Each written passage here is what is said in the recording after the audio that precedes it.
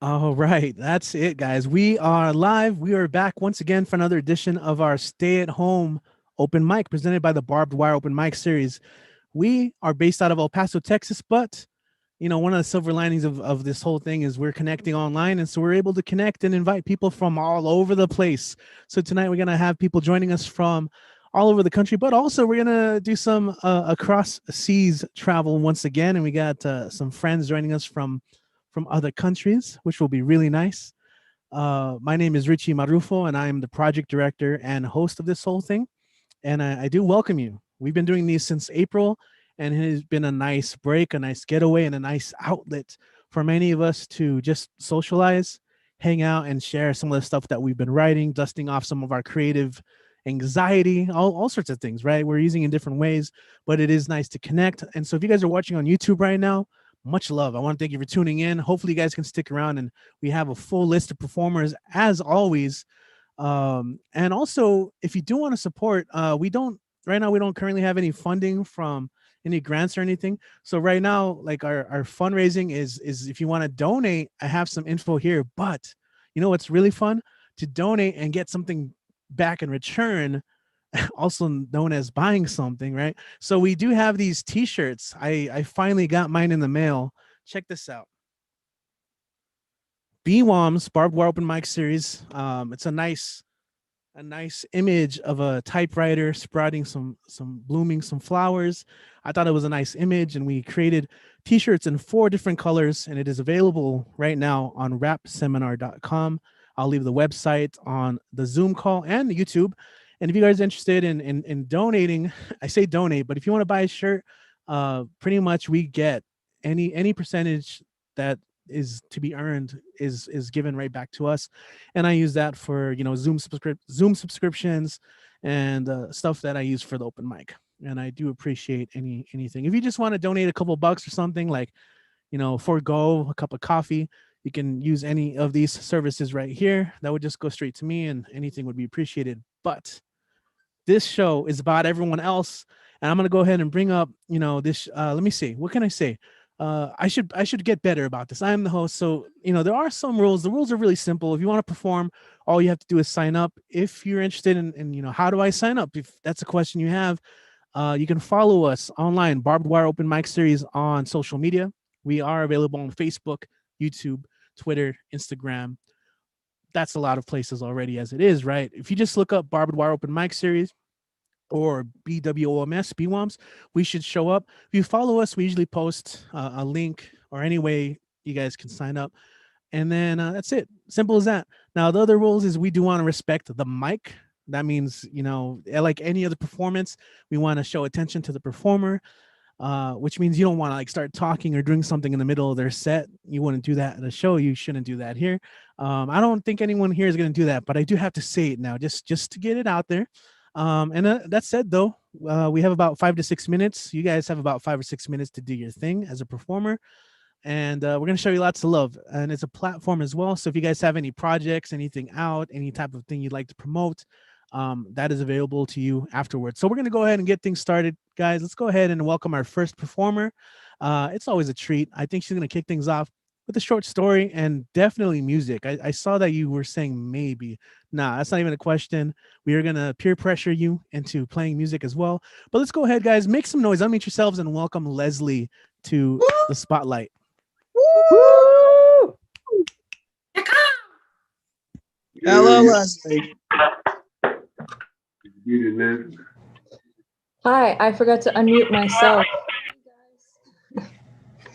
Thanks for having me. I'm gonna do something different today. I've never shared any of my writing with you guys, with anyone actually. So this is a short story that I wrote. It's a true story. I cut out a lot of it to try to fit the time frame, so we'll see how this goes. I call it, and I guess it's been a work in progress for about 8 years, but I call it Letters to Flash Floods. My grandmother was my closest family member, my kindred spirit, my dad's mom. Grammy. She was an avid animal rights advocate, the reason I wanted to be a vet growing up. When I decided later that I'd rather be a musician, she was the only member of my family who was supportive. She passed on her love of crossword puzzles, which we would spend hours filling out together on her front porch while smoking cigarettes and talking nonsense. And she was my pen pal. We had steadfast and sincere snail mail correspondence throughout my life. When I was a kid, she lived in Hartford, Connecticut, and we would write. She moved to El Paso when I was in 9th grade, and we stopped writing when we lived in the same city, but when I graduated and moved to Denton, we wrote. She wrote her last letter to me on December 2nd, 2011. It was short and sweet, and I knew I had to see her. I went to visit her that Christmas. I brought Josip with me. My friend Josip came to Texas from Croatia in 2011 when he was 18 years old on a violin scholarship. We met when my cello teacher literally dropped him off on my front porch like an orphan. The sweet child had no family in the States, no car, no money, didn't speak much English, had nowhere to go for the holidays, and I halfway feared he would die of starvation on his own. We made the 700-mile trek together from Denton to El Paso with violin and cello in tow. Anytime I visited El Paso, I always stayed at my grandmother's place. But this time, she was in hospice. So Josip and I stayed with my aunt and uncle. And I spent every waking hour in my grandmother's room, spoiling her in any way I possibly could, because I could and because that was all I could do. We talked, and I learned more about her than I ever knew in those days. Josip and I played duets for her. And too soon, the day came when it was time to drive back to Denton. We packed everything in the car and made one last trip to hospice to say goodbye. I was trying like hell to hold it together, knowing that this would be the last time I'd ever see her. My dad, my siblings, my cousins, her nurses, and Josip were all in the room, about a dozen people. I leaned down to hug her and she said to me, "Les, why didn't you stay with me? I'm hurt. You always stay with me, and you know you're always welcome wherever I am." And all in one instant, my breath caught, my heart stopped beating, my stomach somersaulted, and my eyes filled up with tears. And I thought, just kill me. What could I possibly say to that? I couldn't tell her that this wasn't exactly a hotel or an apartment that she was staying in. No amount of apologizing was going to fix it. My mind raced and I didn't know what to do. I think I managed something like, "I wanted to, Grammy, I just didn't think it was possible." To which she replied, "Well, you could have at least asked." I love her dearly, but she could be a very bitter woman sometimes. My grandfather divorced her in the 1960s, and she held a grudge against him for the rest of her life, which was more than 50 years. Same story with my mom. After my parents' divorce, she hated my mom. And in that moment, that was what weighed on my heart. We had a noteworthy relationship, she and I, distinctive from anyone else in the family, special for both of us. I could not have her holding this grudge against me on her deathbed. No way. Everyone in the room knew that. The nurses, Bernardo and Rosa, I will never forget. They were too kind. I was on the verge of a flood of tears, and Rosa offered, "Well, Ruth, if that's what you want, she can stay here with you. And the hopeful light from her eyes surged into mine, and I felt it. I stood there conducting the electric hum in my head, the taste of metal and salt on my tongue. Everyone in the room was waiting for me to say something. I looked up silently at Josip. I was the only person in the room who knew that he had a very important reason to be back in Denton the following day. But he didn't even allow me the time to ask. Let's stay, he beamed. I said, but he cut me off with his smile and, no, it's okay. Let's stay. It'll be like a slumber party. I couldn't argue. It was the greatest gift anyone has ever given me. And Bernardo and Rosa made it so. They gave Josip the room next door, and they put a cot in my grandmother's room for me, and I stayed with her in her room as she wanted, just like old times. It wasn't exactly a slumber party. The mood was somber enough. But we talked until she fell asleep, and I was grateful for it, and so was she.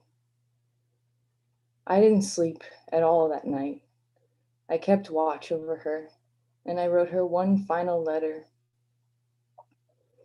I made her breakfast in the morning and put some flowers in a vase and left the letter there for her. I kissed her on the forehead and on the cheek, and I told her I loved her. And then all that was left was to walk out the door. It took some time. I didn't want to do it. I didn't think I could. Somehow, I did. I had to. I'm still not sure how. It must have been someone else's feet that carried me to the car without my awareness. Someone else who backed out of the driveway, numb and breathless. Someone else who drove down the road. And that person didn't make it far. Only a couple of miles to the banks of the Rio Grande River. I stopped the car and walked out into the middle of the dry riverbed. Josip followed. He drew our names and a Croatian flag in the sand, while I laid down in the dirt and prayed for a flash flood. My tears were not enough to drown me that day. Rather, I'm still floating on the current of what it means to have a friend like Josip.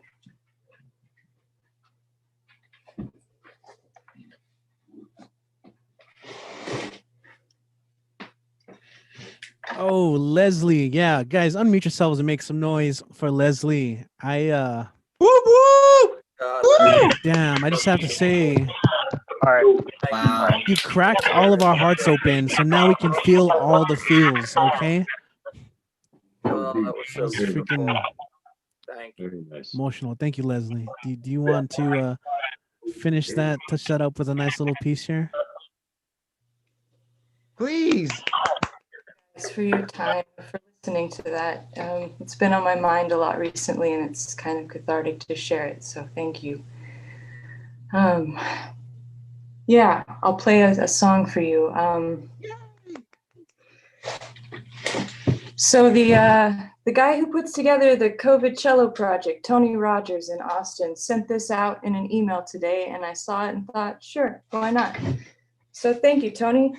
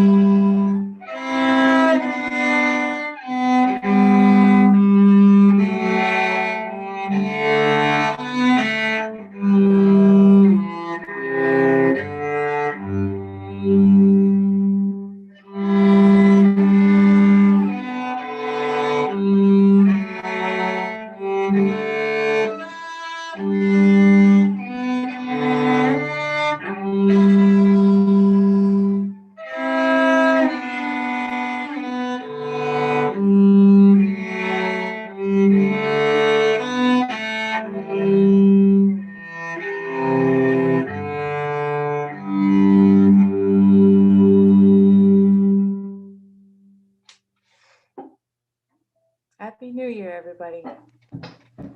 Woo! Yes, yes, Got yes. New year to you, Les. Oh man, what a first way to start it off. Way to set the bar. Okay, you can set it up here, and now we got a whole open mic to continue with. Should I just send it now? No, I'm of course not.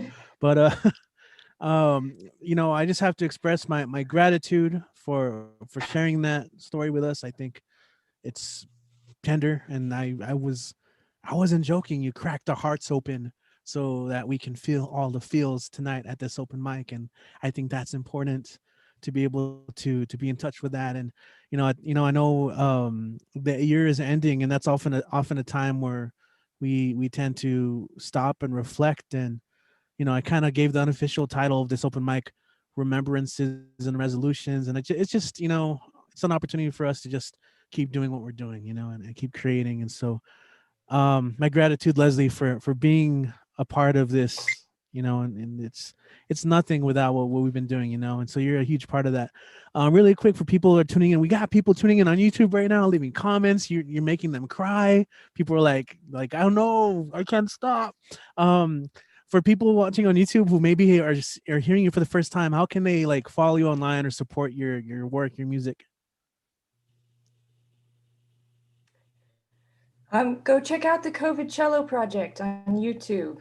Just search COVID Cello Project. There are 11 published videos, and you can find me on Facebook. My name is Leslie Becker. So that's it.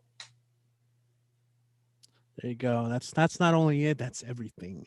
Yeah, Covicello. I just recently found out that you can I can annotate afterwards, and so I'll probably include a link up there, a little flag that pops up when you mention the Covicello project. If you have not had a chance to check it out, it's really fun. And my props to, you said Tony, right? Who put that together? That's a lot of work, and it's something that, again, something uplifting that's bringing people together during this dark year. All right, thank you, Leslie. We're gonna go and keep going down that list, guys. We got a full list of goodness, and I'm really looking forward to it. Oh my goodness. We're gonna go outside of the U.S. I always love when we can welcome new people to the open mic, and also new people joining us from another country. So check it out. We've got our friend Lacan joining us from Manila. Yes, that's right, the Philippines. Let's go and make some noise and welcome our new friend. Lacan is going to drop some poetry for us. Welcome, my friend. Woo, woo. Thank you so much, and thank you for this platform. And good morning, everyone. I'm Lakan, and I'm from the Philippines. And first and foremost, I'd like to thank Leslie. That you're such an anchor for today.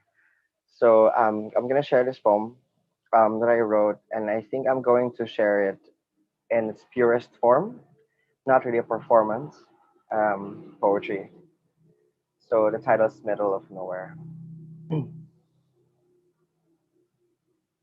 Love isn't about waiting, staying near death, screaming, hoping, hopping for a rising, in a turning fence, sitting, feet buried, shoved in, shoved questions, injunctures, punctures and pictures, lingers in silver fingers, unresolved, dissolved by shaved craves, saves a mocking silence.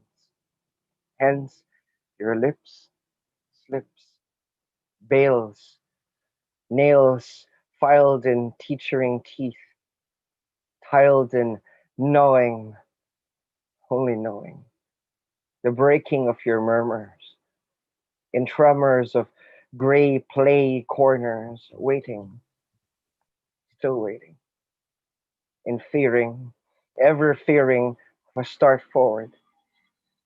You're a coward of your own heart, parting your shy traitor ash lashes with lashes that rushes, crashes the rashes on your eyes of lies. Goodbyes are found in staple jaws, pinned arms and pined alarms of charms of shadows that borrows. Hello, attracted by bowed sulking, still sulking, sinking your tinkering, ever tinkering thinking head, said your rumination, what if? The stiff question, unblinking, unbinding your birth damnation. I'm just not worth it to be chosen. Loosen that rolled, told tongue in truth, soothed that sprung, scared, scarred, barred voice, singing, singing your half life, vying for sympathy of your muted symphony, asking, still asking with you, crying, ever crying.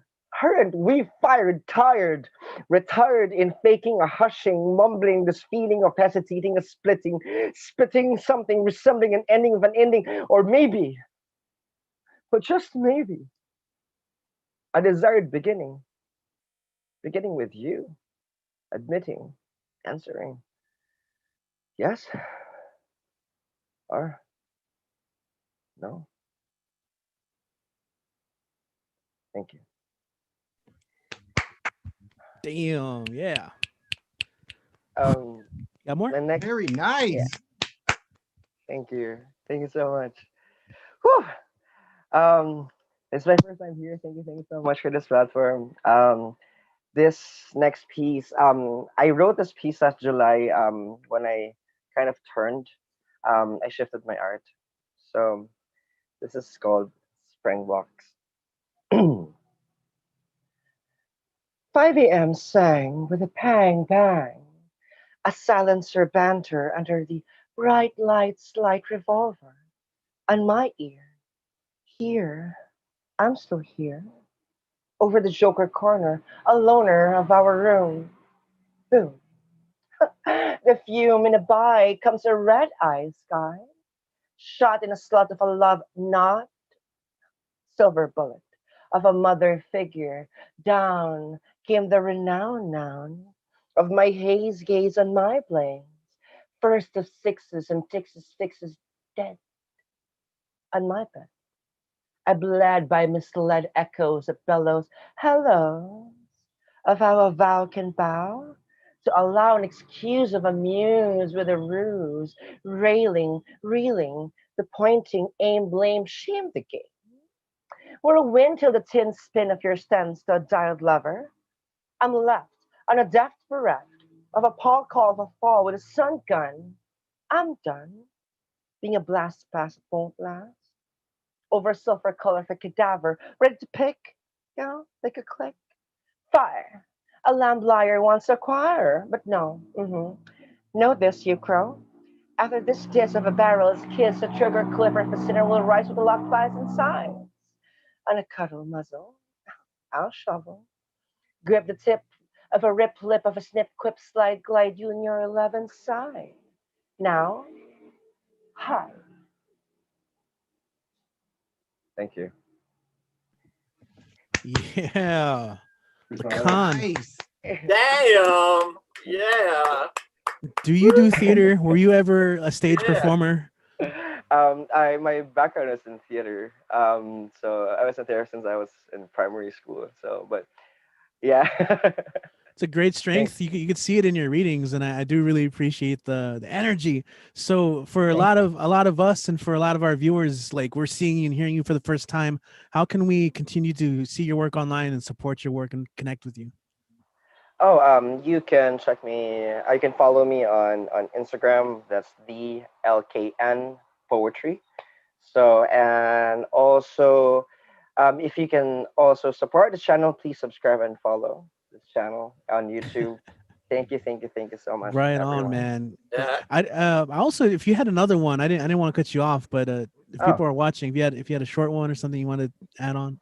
I have actually. Oh, well, it's my anchor poem in my book that's going to be published next month.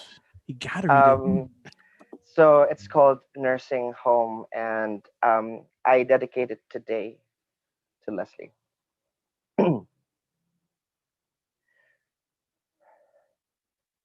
Gray-scaled lamentation sits in fingered creases on an ivory sheet, gnawed out, springing from a copper-clad trapping of an arched bed frame.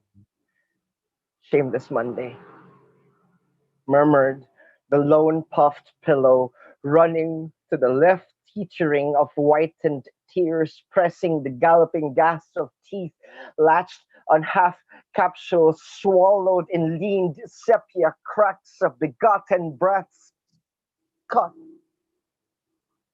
midair by sunrise palms reaching half nothings, wrappings of clean keens on whole, hollowed walls. As a bent silhouette breaks in the creaking bowed spine of bound letters over crowds, the chest on a scent stripped blanket snuggling the sobbing silver strands of I love yous, heard faintly in a mum, rumbling, rumbling on unrequited calls, falls on dialed echoes, marked and scratched numbers, healed over by cradled names on a shrugged lullaby to a released twilight, dead at a broken 5 a.m. Thank you. Oh man, I forgot to breathe. Oh, that was great. Lacan, hey, yo, thanks for joining us. We'll definitely follow you and look forward to that book. Really quick before we move on, I also hear there's an open mic that you do. You want to plug it really quick? Oh, cool. We're not gonna have it this week, but next week it's a weekly online open mic. Please also follow Society X in New York. It's under Society X. Please go to Eventbrite and type LKN and go to expressions of words, and you'll join us. We're the Coco Jam fam.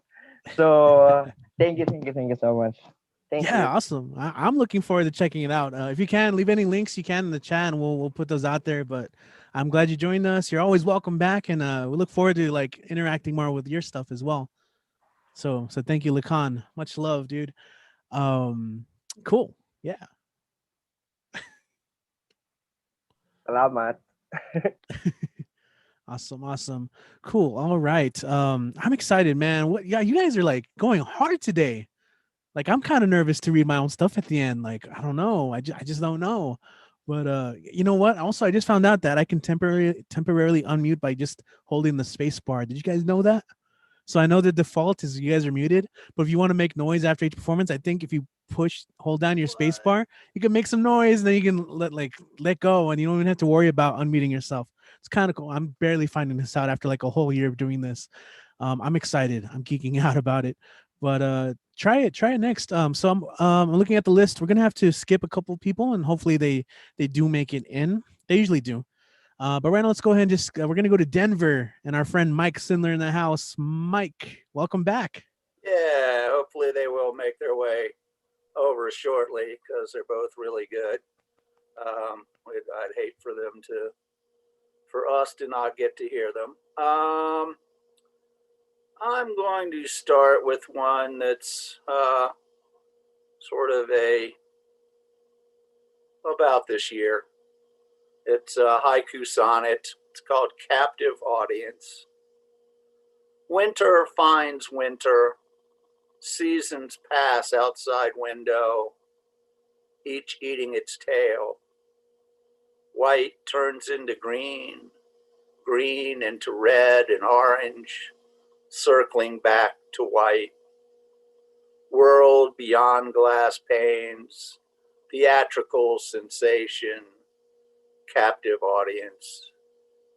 Comfortable witnessing from inside until the threat of pestilence subsides. And let's see, moving on from there. I actually just another real quickie. I just did this yesterday in a workshop. We were doing spoof poems. So this is no line as a script with apologies to John Donne. No line is a script entire of itself. Every line is a piece of the concept, a part of the movie. If a word be cut away by the director, dialogue is the less, as well as if a monologue were, as well as if a scene of the protagonist or the love interest were. Any line's deletion diminishes me because I am involved in cinema and therefore never asked to know for whom the credit rolls. It rolls for the damn producer. And moving on from that, I guess. That was good, man. Thanks. This one's called Flying. He decided to learn to fly. He didn't want to learn how to pilot an airplane or a helicopter. He wanted to fly.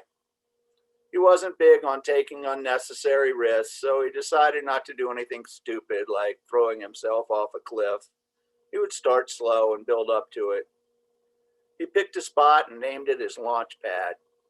He swept it until it was a clean and tidy piece of earth with no pebbles or twigs to stick in his feet. He put on his lightest silk pajamas and called them his flight suit. Standing in the center of his launch pad, he took several deep breaths, and then he jumped. He jumped straight up and then came down in the same spot. He'd only jumped a couple of inches, but he'd left the ground. He took a few more deep breaths and then jumped again. He repeated the procedure once again. After 3 jumps, he was happy with his efforts.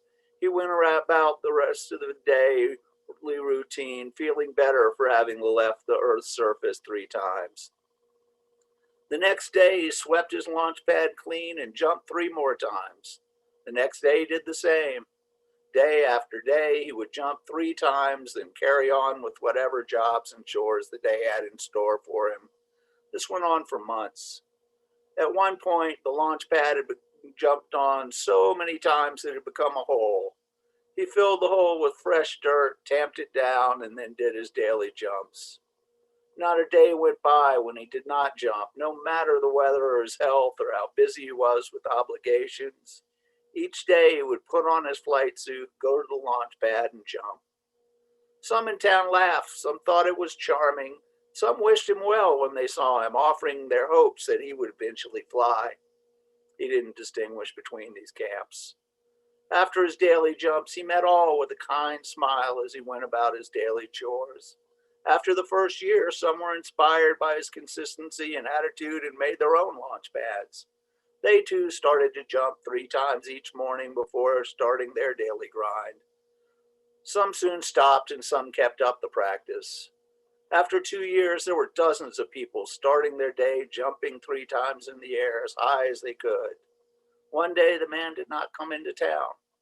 He did not come the next day either. The townspeople went to investigate.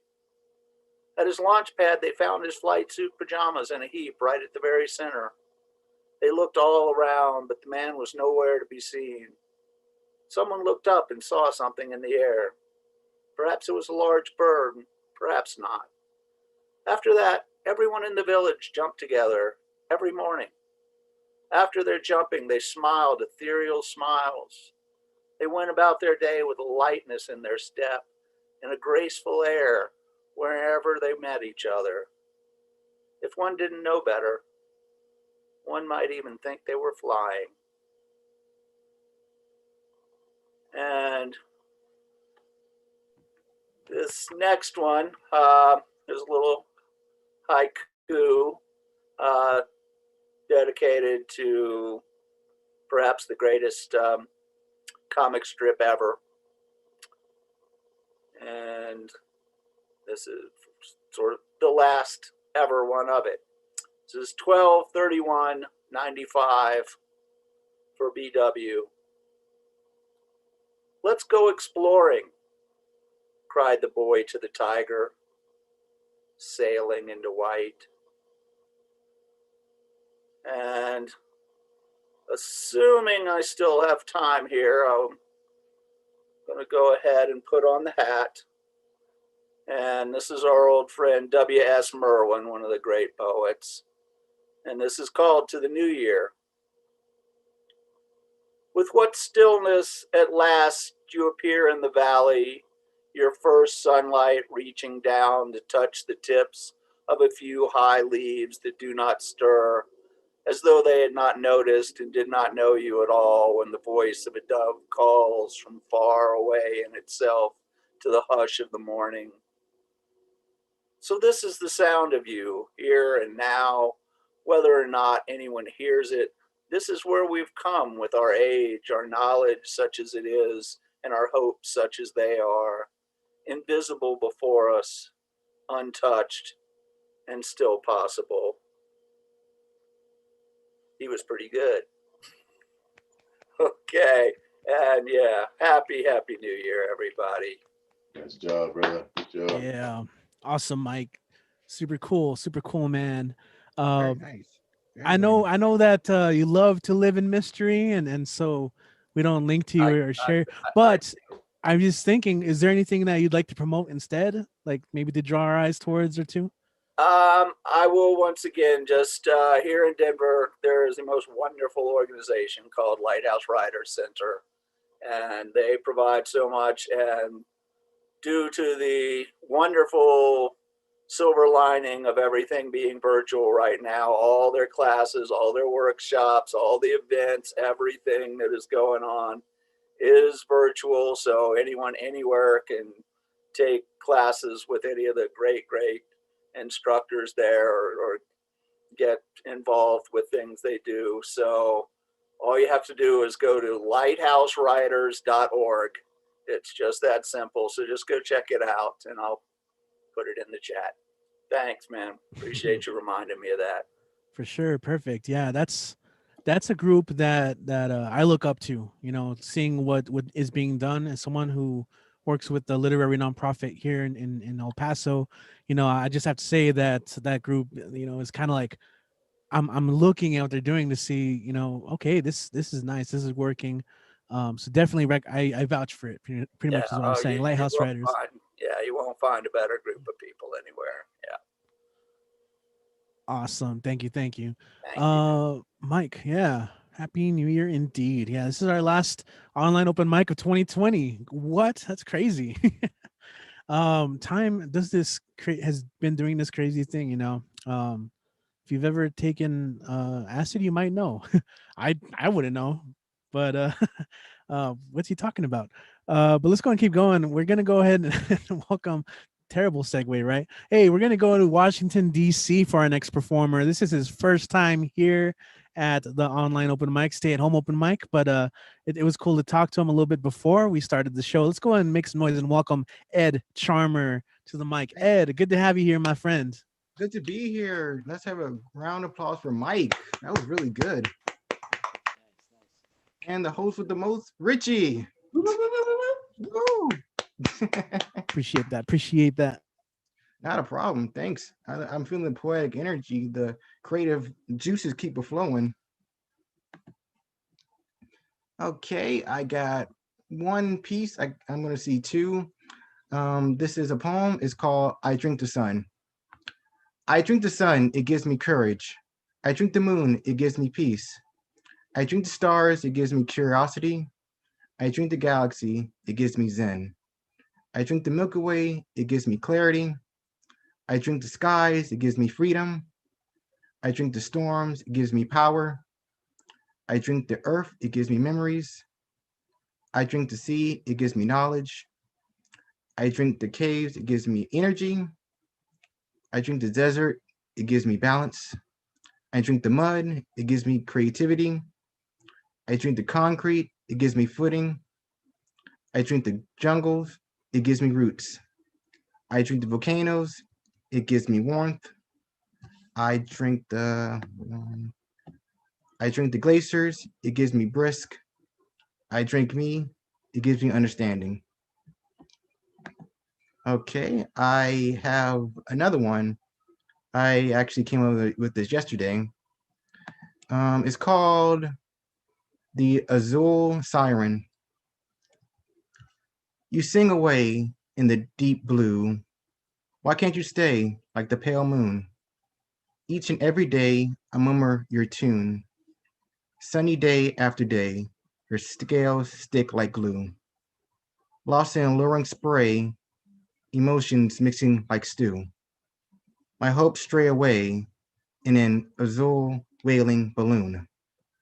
As my red heart pray into a hazy, chaotic cocoon, only my tears skip away under the full moon.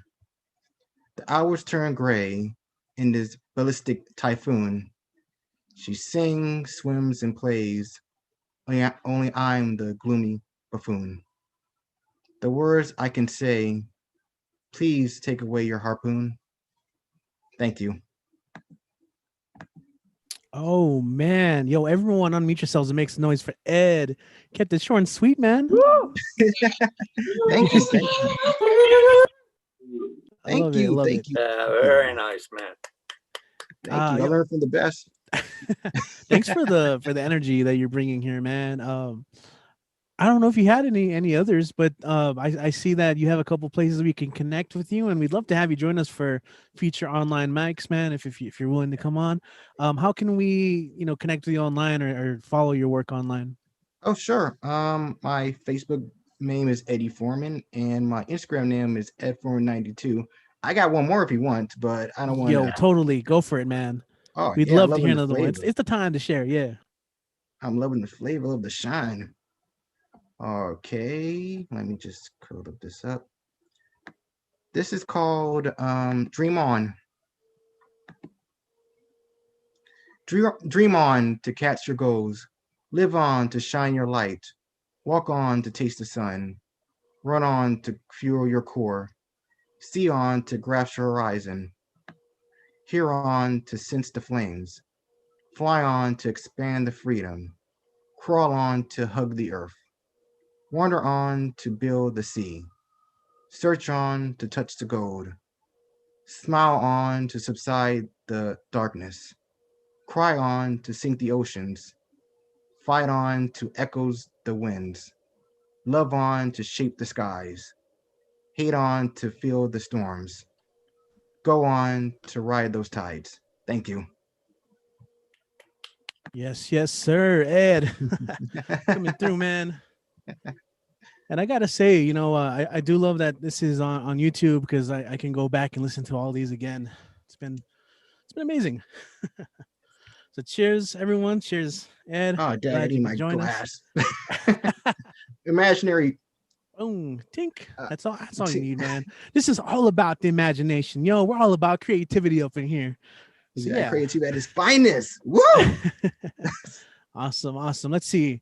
Appreciate you coming too, man. Washington, D.C. I love that we can just go around all over places.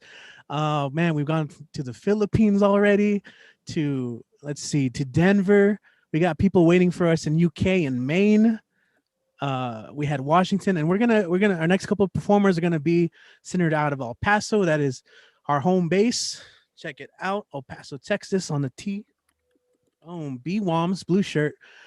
We had the shirt in 4 colors, and so if you guys want to rep some BWOMS threads, I'll put a link in the chat. I totally forgot to do that the first time I mentioned it, but we're gonna go ahead and get to El Paso. We got so many powerhouses here that I love to bring in week and week out. So let's go ahead and welcome Denise Science Out. Let's go and make some noise for Denise. You are now in the spotlight. Hi, thank you guys. Thank you. I hope everyone's having a good end of the year. Almost there, guys. 2020 is almost over.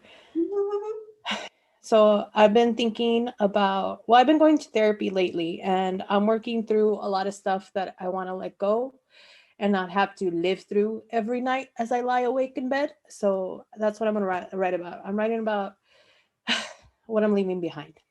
This one I've read before, but I'm going to read in some new shit after. This one's called Hija de la... shit. Yes, some new shit. This one's called Hija de la Gran Puta.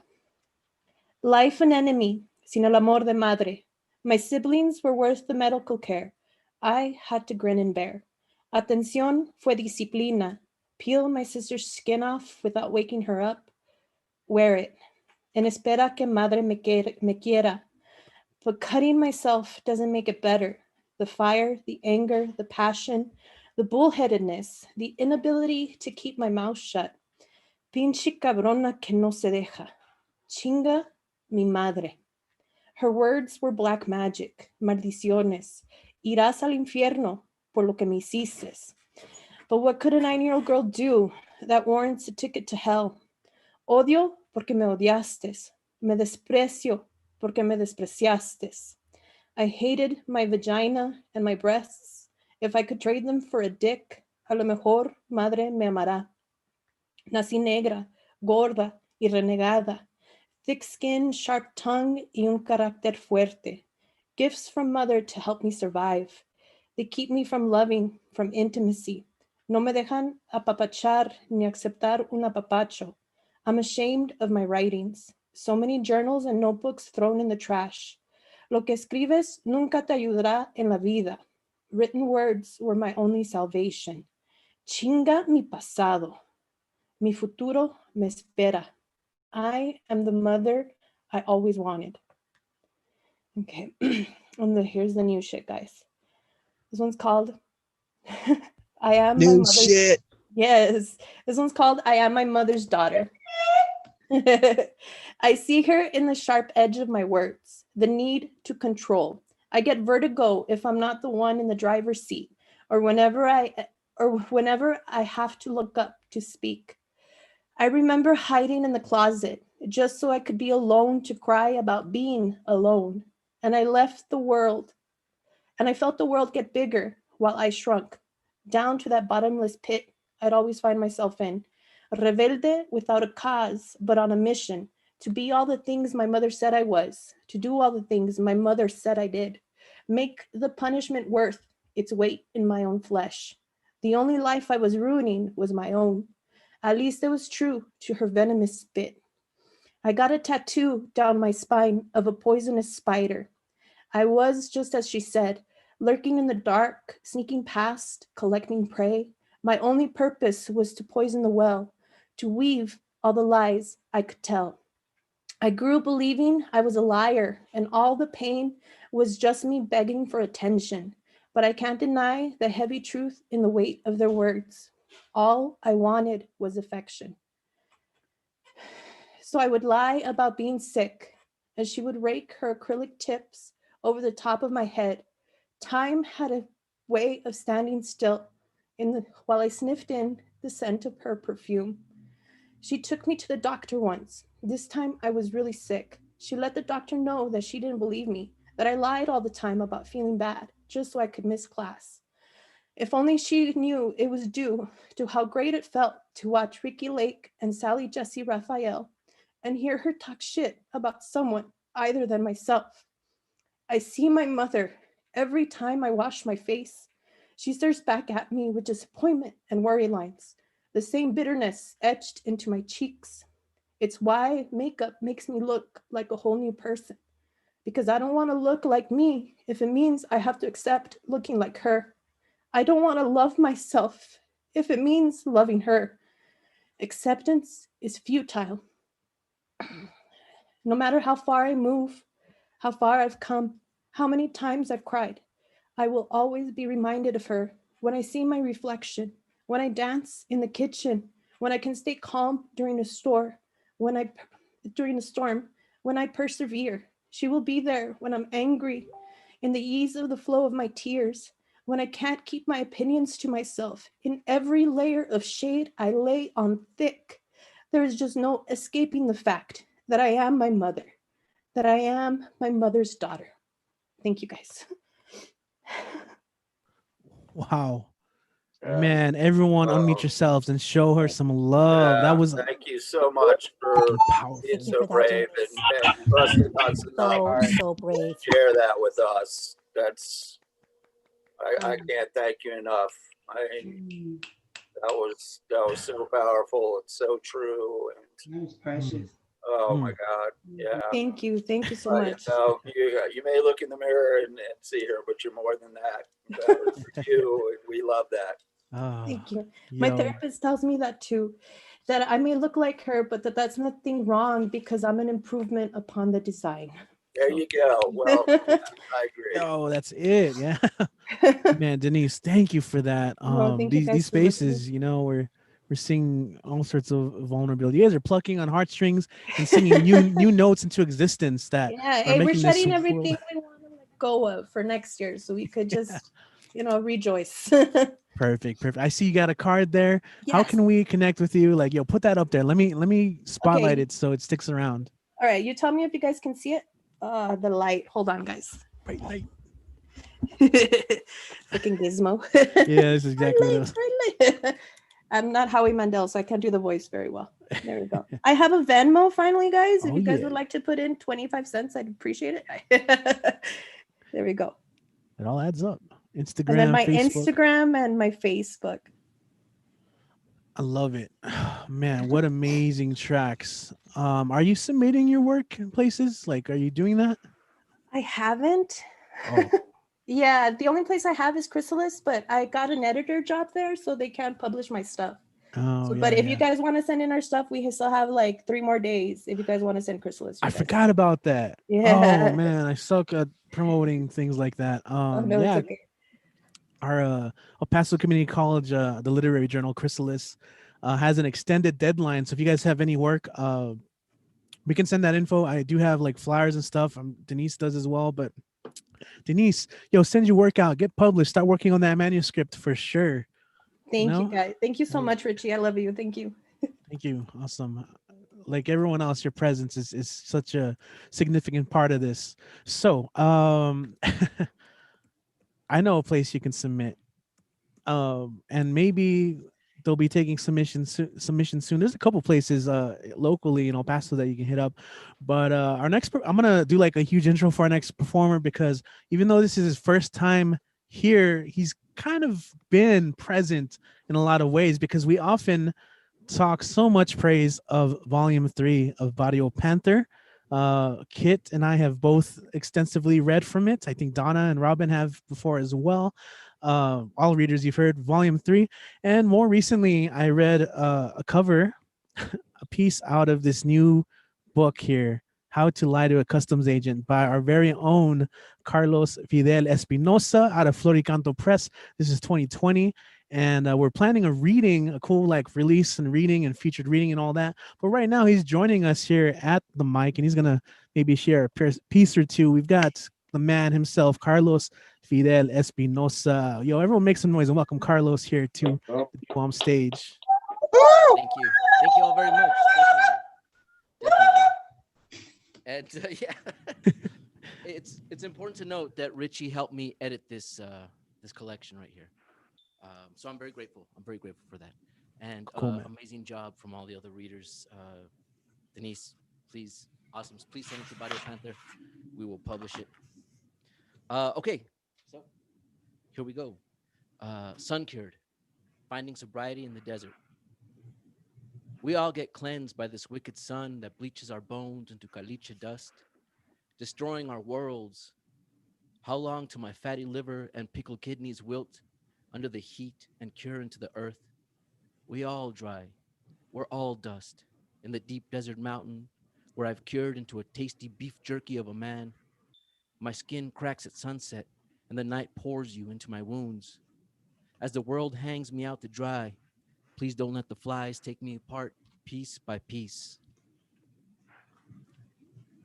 This next poem, The Customs, is dedicated to all my friends who are customs agents.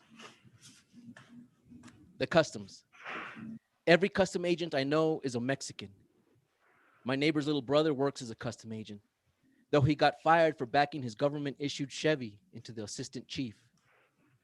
Also, I think Freddie is a Border Patrol agent, or he's studying to be one.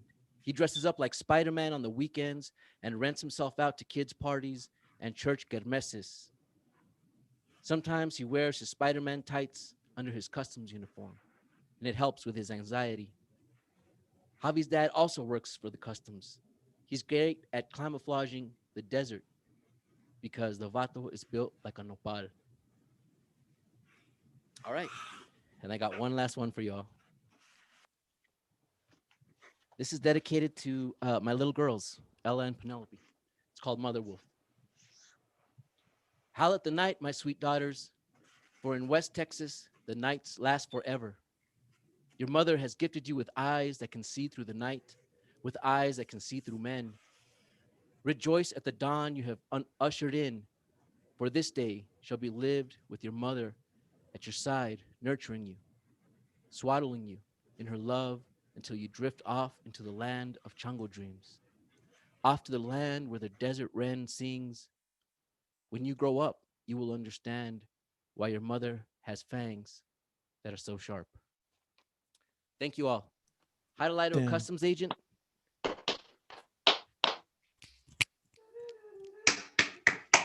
Yeah. It's EspinosaWrites.com. Please go check it out. Mythical. Yeah, you can get the book there. Also, BarrioPanther.com. We're gonna open up submissions in March, so please submit your work to BarrioPanther.com. I publish a beautiful literary magazine, and thank you all for performing and listening. Yo, yeah, appreciate that, man. Much love. You heard all that. If you want to also add those links on the chat, we can transfer that. Two beautiful pieces that Carlos has been a part of. Volume 3, Barrio Panther. Again, Volume 4 submissions will be open pretty soon. Be on the lookout for that. And How to Light a Customs Agent, brand new. Check it out, Barrio Panther. You can order them as a packet. It's beautiful reading for just support our authors, you know what I'm saying? So appreciate that. We do have we're planning a special reading and celebration. It's going to be a little different than open mic, but just to kind of celebrate the release of that and Barrio Panther. So if you guys are published in that or are interested in being a featured reader, just hit us up. But thank you, Carlos. And also he's involved with so much more. He's a humorist. He writes all over the place. Musician, I got to give a shout out. We do have a spoken word, a poetry jam band, Endangered Language. And every now and then places let us go do our thing. And I get down on some spoken word hip hop style stuff. We do some prose and just, it's cool. It's fun stuff. And also shout out to David Romo and his band with Carlos, Glasolalia and the Midnight Glasolalia. Saints, which is freaking beautiful music. Been featured all over the place. All right, yeah, I'm excited. This is just it's just going. It's just going. There's a momentum and we can't stop it. So that's just where we're gonna go. So thank you, Carlos. Let's see. Let's look at the list here. Awesome. I'm gonna be updating you guys on the list. Again, shout out to everyone on YouTube. I want to show, as always, we got Sandy in the house, always showing some love. Andres, always good to see you here, man, and dropping in on the chat. I'm just showing love to everyone right now on YouTube that I see right now. Crystal joining us from the Philippines. Awesome. And also, if you guys ever want to join us, you're more than welcome to. We're here every week. Let's see. And of course, Nancy, I've mentioned here before. Luis Camberos has performed a couple times, but like Nancy is a poet that just a poetic voice I miss, and I think we all miss, even if you've never heard her or know her, you're missing it once you hear her. Okay, cool. So the list, let's go ahead and get back to that, guys.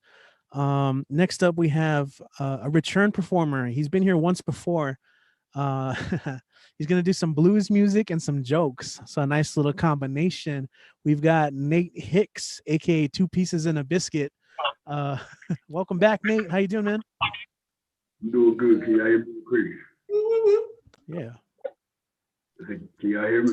Yeah, Nathaniel. Yeah, go for it, man. I appreciate it. I know we 2020 been rough and kicking our ass a little bit. You know what I'm saying? So I'm gonna play a song that we can all probably understand. It's by Kingfish, called Hard Times. So, all right, here we go. Y'all ready? Let's do it.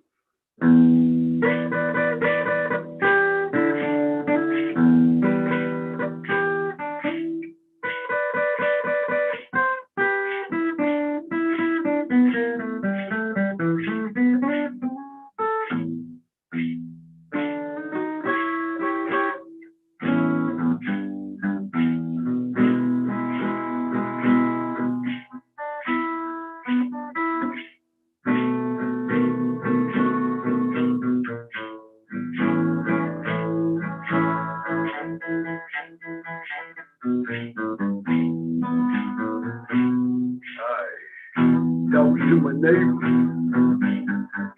Listen to my friends. Everybody wonders when it's going to end. Hard time. I'm talking about hard time. Well, if it wasn't for my woman, I'd probably lose my mind.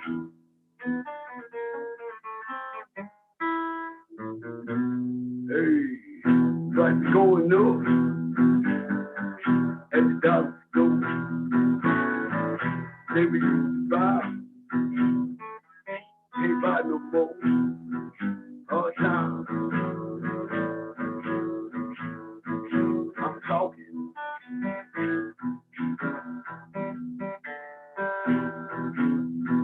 Well, if it wasn't for my woman, I'd probably lose my mind.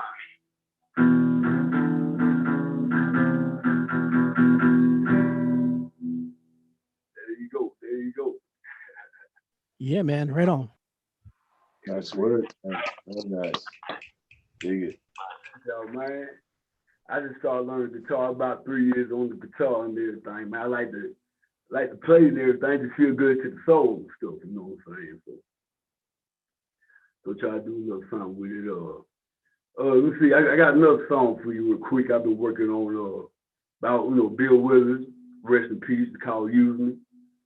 You know what I'm saying?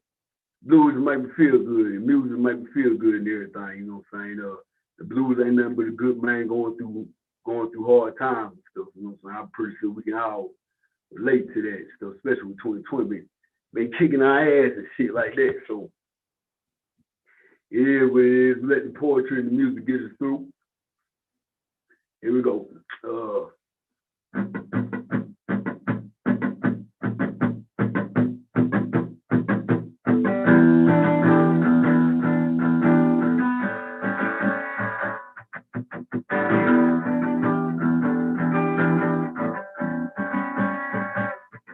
My friend, it's a place upon that you did. They tried to tell me all you want to do is use me. And there go my answer. Do all that you bestow.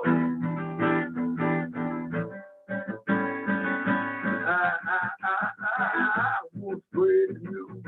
If it feels it's good to be you, so it just keep on using me. Until you me.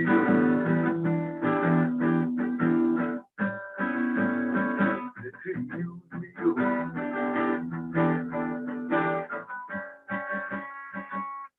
Appreciate y'all again, man.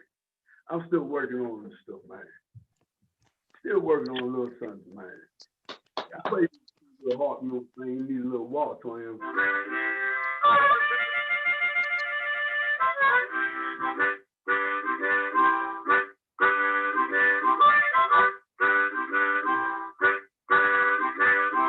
My baby don't stand no cheating, my baby. I want to take y'all way back to that, man. Let's do a couple jokes before I get up out of here and everything, man. Anyway, man, we can throw a couple jokes out there and stuff like that, man. My name, they call me Two Piece in the Bit, you know what I'm saying? Serve dark meat, but bust the head to the white meat and stuff like that, man. But I try to keep everything original, crispy and stuff like that, man. But let me ask y'all this, what do you call a stripper with a wooden leg? They call the pig the stallion. Come on, goddamn. Come on, they gotta make a twerk. Somebody gotta make the twerk. Somebody gotta make this thing work. You know what I'm saying? Let me ask y'all this: what is the greatest nation in the world? Come on, everybody, motherfucking donations and shit, man. I gotta put my shit up here. Come on now. You know what I'm saying? Goddamn. Let me ask you this: I don't know if anybody, I never paid for no pussy or nothing like that, but have you? What is a prostitute? What do you call a hooker's fart? fucking prostitute, goddamn. You know what I'm saying, goddamn. I know it's crazy, man. I've been working on some crazy jokes and stuff like that. I just went through got a bad relationship with a crazy ex, man. She was very insecure about every little thing, man. She got mad at me one of the nights, man. My phone was ringing off the hook, text message going off, crazy as hell, talking about some Amber Alert. You know, this motherfucker had enough nerve, dumb as hell, talking about who the fuck is Amber. You know what I'm saying? It was the alert call, you know what I'm saying? Is that something y'all do on the side? But anyway, that's my joke for the night, man. I appreciate y'all having me out here. Thank y'all. Appreciate that, man. I'm still thinking about the prostitute joke. Oh, man. You up out here, man. I appreciate y'all, man. My name's Two Piece in the Biscuit, man. I appreciate y'all. Thank you, man. I know you moved to El Paso just as the pandemic was starting, everything was closing down. How can people find you online if you have that available? Listen, man, I tell you, just like the name, put your order in. 2 Piece. Where the camera at, man? 2 Piece in the Biscuit. On Instagram, on Facebook, you just put Nate Hicks, N-A-T-E, last name Hicks. And on YouTube, you can put 2 Piece. Listen, when I put 2 Piece, man, it's very, what I mean by it, man, is 2 Piece in love and chicken grease and everything. You know what I'm saying? The biscuit is a heart, you know what I'm saying? I don't care what race color he is. Everybody eat fried chicken, you know what I'm saying? Whether it's, you know, baked chicken enchiladas, you know what I'm saying? You know what I'm saying? Chicken quesadilla, however you want it. That y'all bird is the universal. And the music too, you know what I'm saying? So yeah, stay tuned, man. I'm out here. I'm out here I'm currently out here in Paso. I'm in the military. I've been serving 18 and a half years, man. You know what I'm saying? So I got a little change left before I hit 20 and stuff like that. So we have to be out here. No matter where I go do the station where I'm at, I'm Afghanistan, wherever, I try to go outside my community and show them, hey, you know, I may be in another country, but out here we play the blues and stuff. You know what I'm saying? So we try to put on some blues and stuff like that, you know. But I really appreciate y'all having me. It's been very therapeutic, you know what I'm saying? So I appreciate it. Yeah, man. Awesome, dude. I loved it. Yeah, glad to have you on. I'm glad you made it back too, because I remember you did a couple months back too. You joined us. All right, I'm gonna mute because I think we had a little bit of an echo there, but it's all good, man. Okay, I'm gonna try a quick audible, and since we got some music flowing, we have Marco here. Marco wanted to share a couple tunes, and so Marco, do you want to get on really quick and share a couple tunes really quick? Yeah, I can do that, man. Cool. Yeah, Marco has been performing at some of the open mics. You know, he's been doing some comedy, but he also, as if you were here at the beginning, he plays music too. So we're gonna get some tunes today. If you guys want to unmute really quick and make some noise and welcome Marco to the stage. Hi. Thank you. You guys hear me all right? Yeah, sounds good. Cool. So yeah, I don't know if Nate Hicks remembers, man, but I reached out to him on Facebook when he was first moving out here. I told him about a couple of the open mics, and then the world shut down. It's like Richie says, I also do some comedy, but I'm gonna try not to be funny right now and just do some songs. These songs that I'm gonna do, music that I wrote, you know, years ago actually. This first song I'm gonna do is a song called Burn. And I started writing this song close to 14 years ago, and then I just finished writing the lyrics about a week or two ago. So here it goes, a song called Burn.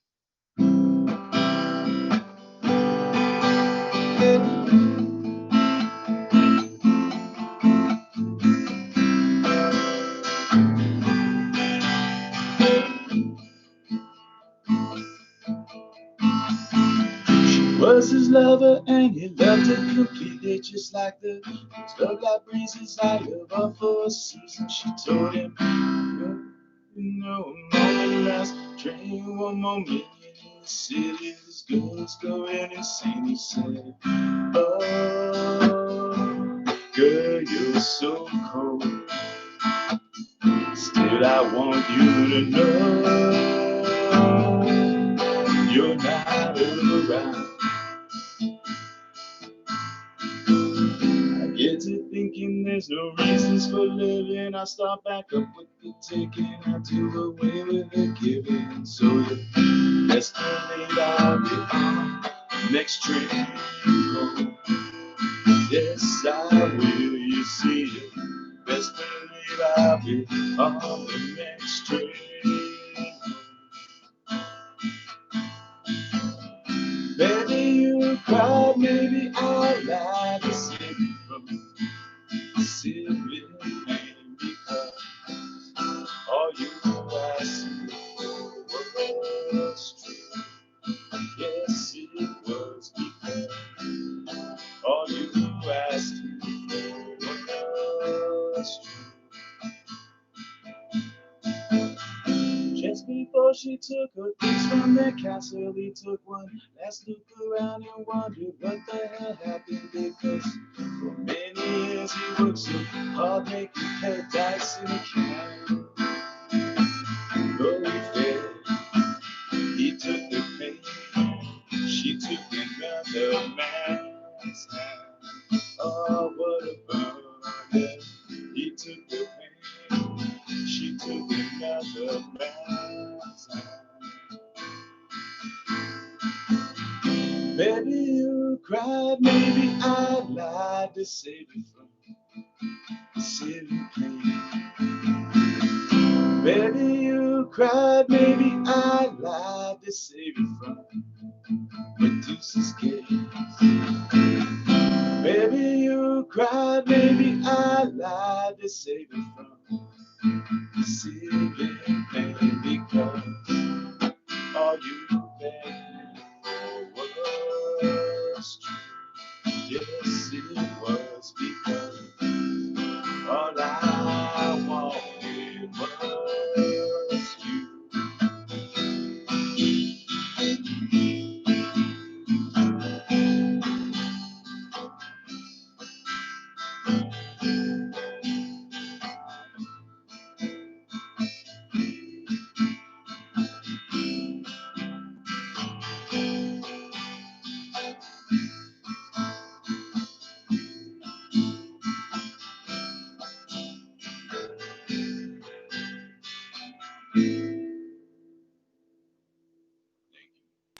Right on, man. Right. Oh yeah, all right. Love it, man. Love the songwriter. Really quick, I want to try something. Were you able to adjust the sound settings when you left? Yeah. Okay. See if actually now see if there's actually the option, because I think you still have to enable original sound. Oh shoot. So is it playing all weird? It does kind of like trap some of the lower frequencies. Not enough to still enjoy it. Like it's still enjoyable, but there it is. Enable original sound. there. I think if you turn that on, more will come through. You made me sound like crap for my first song, and that was the best one too, man. Good. Cool. Yeah, Thank man. you, man. Take it away. Oh, thank you. All right, so this next song is a song I call Bottom Slide. I wrote this song originally back shortly after 9/11, and I just kind of felt once I started, picking out old songs of mine to start working on again, this one kind of stuck out to me because of everything that's going on now. So this is called Bottom Slide. I hope you all enjoy it.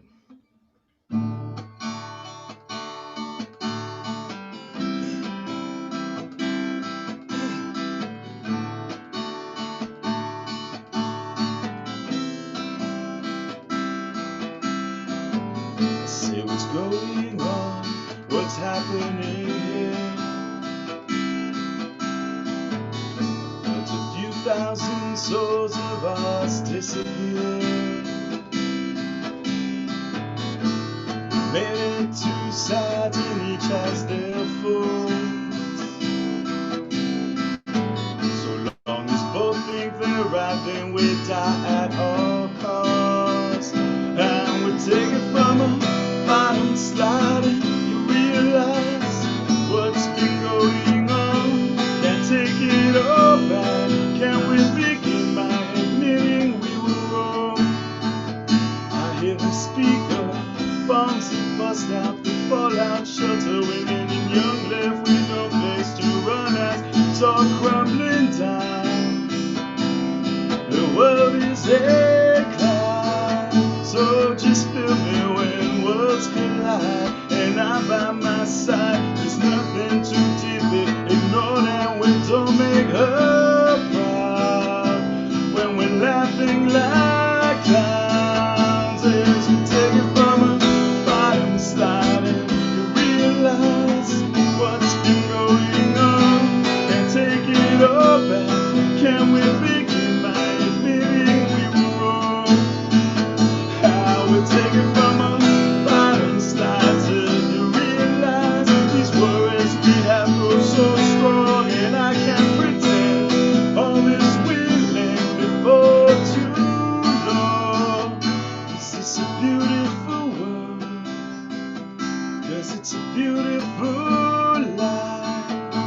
She's a beautiful girl. She'd make a beautiful wife. But then I think of all the miles to feed, homeless on the streets after dark, left with no place to go. And I sit in my cozy house with Jack and company. A bit more money means a bit more freedom. Can you feel me now? Say, can you feel me now?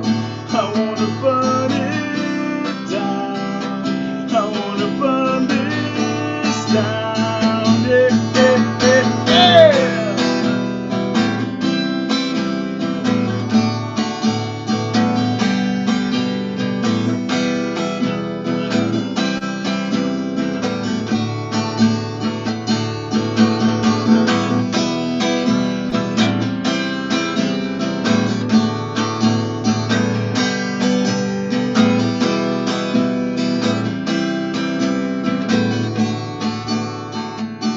It's a beautiful world, 'cause it's a beautiful life. Today a beautiful girl, someday a beautiful bride. Born to be, I see the bullets bust up these family clusters and wipe the names off the face of this earth. While here at home we've got riots and looted stores and psychopaths who don't know their own worth. And on the streets it's a dying King's dream where everything's just as it seems. While hand baskets to hell, they wait as patient as a wishing well.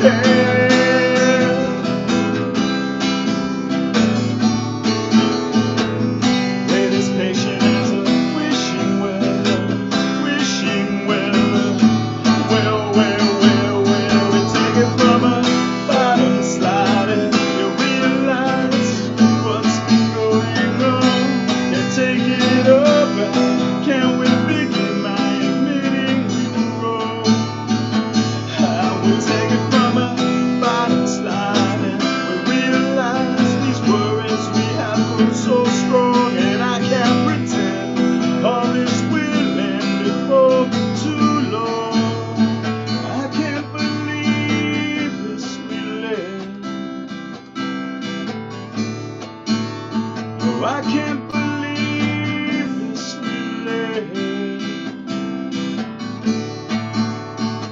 Not before too long. Not before too long. Not before too long. Not before too long. Thank you. Dope, man. Thank you. Awesome. Dude, I'm glad you can make it. Dude, you should join us in a couple week in a week or so next week and Nice, play a couple more songs. I will do that, Very brother, nice. for sure. I Yeah, dig man. I Thank dig you. I appreciate it, man. I'll enjoy watching the rest of the show. I dig it. And really quick, do you have like a place where people can hear your music or just connect with you in general? Well, you can. I'm getting ready to start doing some more recording of my own stuff, man. But just to connect with me in general, so I can give you information. I don't know if you can see it there, but I wrote it out real quick. Cool. I kind of see it. Oh, I messed it up by talking. Damn it. No, no worries. It's Facebook at my name, Marco Morales, and Instagram at OBA Frontman. There you go. It's OBA Frontman. There you go. That works. I dig it, man. Thank I you like the very much, whiteboard. Richie. Yeah. Appreciate you. And also, I do got to give a shout out because, like, even though this is your first time performing, you have tuned in and like in past episodes just to Yeah. check it out, which I think is really cool. You know, and Right on. you Yeah, man. show Well, lots of love. I always enjoyed what you were doing, both when I check you out over the years, doing the comedy and sliding the music in there now and then. But I love what you're doing here, man, for sure. Keep up the great work. Cool. Yeah, we definitely got to get you back. All right. So you're I'll be always back. welcome, man. Thank you, man. Appreciate it. All right, let's see. So looking at the list, I'm moving things around. I'm shuffling things around. Like there's like a whole behind the scenes, like, you know, with online stuff, people have like internet issues every now and then logging in. So we're trying to make it work out again. So if you do want to sign up, just check, if you're in the Zoom chat with me, just in the chat, shoot me a private message. Just make sure that if you do want to perform, just check with me if you're signed up. Most of you guys, I think I've let you know already. But we're gonna keep going, and we're gonna go ahead and go back. Wait, no, I don't even think we've been to Los Angeles yet. Like I'm saying, we're going all around the world right now. We're going a little West Coast right now. We've got our favorite Chicano poet out of LA. We got Mr. Tesosomok. He's gonna perform a little something something. Welcome back, Mr. Tesosomok. We missed you last week. I know I had to do some traveling and get my COVID scare on, and then I made it back safe, and I'm tested and I feel good. Ready?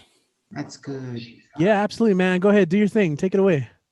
So I have a piece I did earlier today, so I'm going to share with you guys.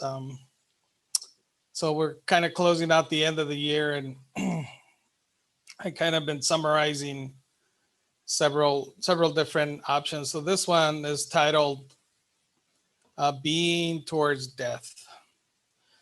We've always had a great fascination with death.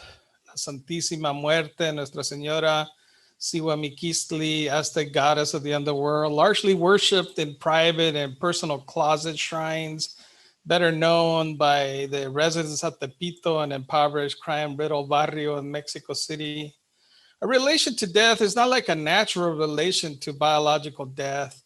Death is not a simple event or a chronological moment in time. Death is not placed at the end as a final biological time. Our relation to death is placed at the beginning. We don't begin to live till we recursively walk our death back. Our death creates opening a possibility time as a finite relation to the future and the past, structured by anticipation and memory. Death allows us to create links between the symbolic and the real, the potential to construct the structure of meaning, to fill the deficiencies of meaning in our lives. Language can't represent it. Our symbolic rituals don't represent it. Our symbolic order begins in the primordial self. There's another deity from our underworld who we know as Mokekeloa, the one that mocks us.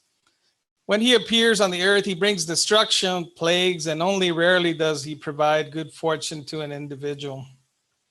The Chicano community has decimated over 54,000 since December 23rd, from over 227,000 deaths. Our long-standing gaps between us and white Americans have been exploited. Our income gap, our education gap, our healthcare gap, our communities, higher incidence of diabetes, hypertension, and obesity. Our community has been losing at rates 3 times as high as the white population, under 54 based on CDC data. Almost 50% in the 35 to 44 age range who died were Mesoamerican people compared to 27% of Black people and 50% whites. As we are closer to the production of materiality, closer to the real, we are deemed essential workers, the necessary homo sacer, someone who can be killed without the killer being regarded as a murderer, and a person who cannot be sacrificed. The sacred human understood as someone outside the law or beyond it. A plackish event as the one we are living leaves no room for constructing meaning, no possibility of changing your future symbolic life, only a kind of terminal segmentation, a finality that bypasses the primordiality of the self, robs you of a possibility, leaves you only with prayers. Blessed holy death, you are my protective fortress. You are my strength against my enemies. Today I ask you to keep away from me all crimes, damage, and evil, all envy, gossips, or evil. May all my enemies' negative wishes return to their owner.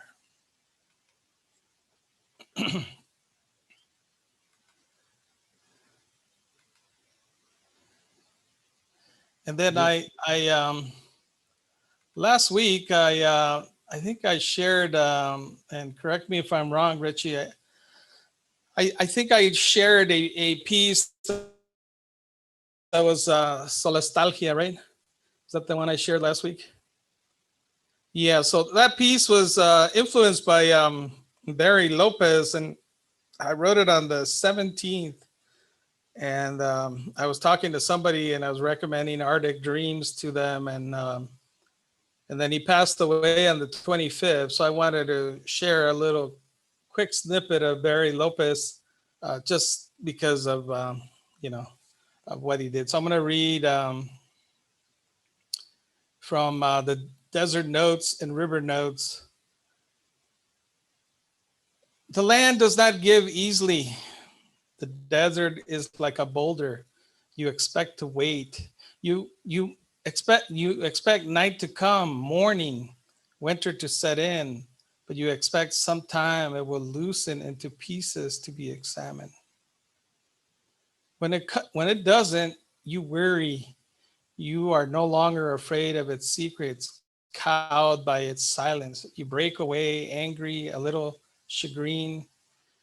You will tell anyone the story. So much time spent for nothing. In the retelling, you sense another way inside.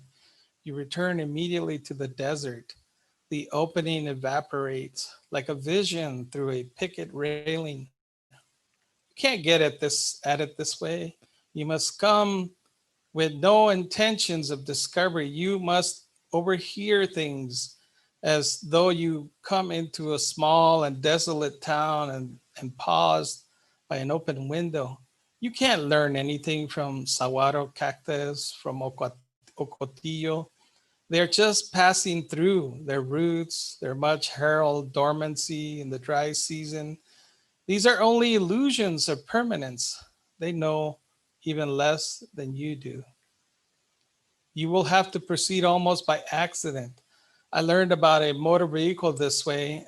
I was crossing the desert, smooth, wind rippling at the window. There was no road, only the alkaline plain. There was no reason for me to be steering. I let go of the wheel. There was no reason to sit where I was. I moved to the opposite seat. I stared at the empty driver's seat. I could see the sheen where I sat for years. We continued to move across the desert. I moved to the back of the vehicle, a large van with windows all around, and sat by the rear doors. I could hear the crushing of earth beneath the wheels. I opened the doors wide and leaned out. I saw the white alkaline surface of the desert slowly emerging under the sill, as though the van were fixed in space and the earth turning beneath us. And I think this is where your riffing the universe comes in. And then I'm gonna share a little short one along the same idea of a travelogue. And this comes from Basho. The title of this book is what is the title of this? The Narrow Road to the Deep, to the Deep North. And it's a little quick one. It says, behind Unganji temple in this province, up in the mountains, was a hermitage where the priest Bucho used to live. Bucho once told me that he had inscribed the following poem on a rock in charcoal made from pine. Oh, how much I loathe building a shelter at all, even a grass thatched hut not 5 feet long or wide. If only it never rained. I wanted to see what remained of the hut, and so walked staff in hand. I set out. A group of young people accompanied me on the way, chattering away happily, and before I knew it, we had reached the foot of the mountain. It seemed so deep, a valley path stretched far into the distance, lined by darkly clustering pines and cedars. Dew dripped from the moss, and even though it was the 4th month, early summer, the air still felt cold. When we had passed all the 10 sites, we crossed the bridge and the temple gate. Eager to discover the site of the hermitage, I scrambled up the hill behind the temple to a tiny hut built upon a rock, leaning against a cave. It was the coming upon the death gate of the monk, Miao, or the stone chamber of the monk, Fayun. I left the impromptu verse on a post in the hut. Even woodpeckers leave the hermitage untouched. in the summer trees. Oh, freaking beautiful, man. Love it. We missed you last week. Yeah, no, I missed you guys too, man. We missed the Desosomo session. You missed the loquera. That's what you missed, man. Yeah. What we're gonna say? Yeah, beautiful work. In fact, I gotta give you. I'm like looking at the YouTube chat right now. Sandy's showing you some love. You know, she always says She says she always learns so much from you when you perform, and that's Cool. why we always say classes in session when you go on, because I have to go back and look something up, and it's cool. That's what poetry is in a way too, right? All right. Awesome, guys. Awesome. So really quick, I know you already muted yourself, but there's a lot of new people. How can they follow you online and see your work too? Sure. So folks can follow me on Instagram under Gashes 2019. That's the title of my book is Gashes, and then you can pick up a copy on Amazon. If you would like to support me, that's the best way. I think if you buy my book, it's better than giving me cash. Thank you. Right on. Thank you, man. Thank you. Glad to have you back. And by the way, awesome background. Had to use it. Used it for a couple professional meetings and everything. Okay, let's see. Yeah, man. Thanks everyone for tuning in as well. We got a lot of peeps on YouTube leaving comments, showing some love. You got to go back and check that out. I definitely recommend it. It's going to be there archived. It's been such a great show, and we have a lot of people still tuning in. So let's go ahead and keep it going. Oh yeah, we've got the birthday twins coming up because they always sign up back to back, which is awesome. It's quite the occurrence, and I love it because I always love hearing their work back to back, juxtaposed in such a way. In this case, I think it's switched than it normally is. So let's go ahead and show love to one of our favorites, someone who I can't even imagine having an open mic without. Their presence will be so missed. We have Lee in the house. Lee MS. Make some noise. Unmute yourselves. Show some love. Get loud. Make some noise for Lee. Hey everyone. Hey. Sorry. So I have only one new thing, but I'm gonna do the something old, something new, and something borrowed. And you all know I'm always sad, so I'm always blue. So this is the old stuff. This is called "We Were Always Meant to Drown." Jalile, I have no words to share. They're holding onto my tongue and my throat is willing to swallow them whole. Jalile, can I call you by your name? I don't think I've ever said it out loud, and yet you expect me to pour my guts out on your overly used carpeted floor. Would you recoil from the stench of my insides? Because I would, Jalile. I am embarrassed at the thought, ashamed of letting you see the inside of me, to help me rearrange it and remove the bits and pieces that I don't need anymore. Would you think I am ugly with my guts out on your floor? Because I would, Jalile. And all you would do is watch from afar as I slowly unravel before you, hoping I won't taint you with the reek of me. Breathe, be present, be mindful, but all I am aware of is the world closing in on me, and I have to outrun it, I have to fight it, I have to survive it. What happens when I can't anymore, Jalile? Have you ever lost one of us to our own vulnerabilities, or have you watched us all escape our own minds? Jalile, I have seen death from afar too, and it reeked of despair. I know the sunken feelings on your chest when I casually mention it is my acquaintance, the wince of your eyes, the pity for me. Jalile, death has choked my family with a shame and has surely pulled each generation closer to his grasp. Jalile, would you also recoil when I tell you I think it is beautiful, poetic even, because this is the first time I wouldn't wince at something I have said or thought of saying, but not quite saying it because I can't bring myself to do so, Jalile. Death is our heirloom, and it has picked us apart through the years. Lost limbs and off to the grave, pull the leash. Restrain, shotgun to your mouth, pull the leash. The fox of the mind and the sweet promise of drowning in the depths. Pull and remember to pull and remember to pull, and we drown once again. Alcohol down your throat, pull again and again and again and again, and it seems we were born to drown one way or another. Blood down your ears, and I don't even know your name. Blood on the pavement, and I can see why your mother left the red on your lips. He died by himself on a hospital bed, out of breath, out of strength, sunk by the weight of his leash.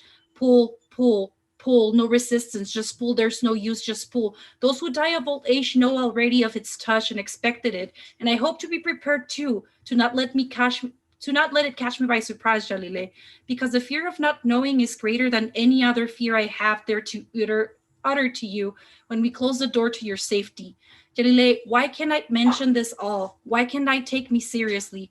Jalile, I too am drowning in words and thoughts and scenarios that rush through my head, and I fear I will drown in this vomit that never quite makes it outside to your carpets, outside of my walls, outside of my head. Jalile, you won't harm me, but these words will. So that's the first one, something old. Then I have something new, and this is called Soantus. And first in Spanish, then in English. Espesa bruma se asienta sobre la coronilla.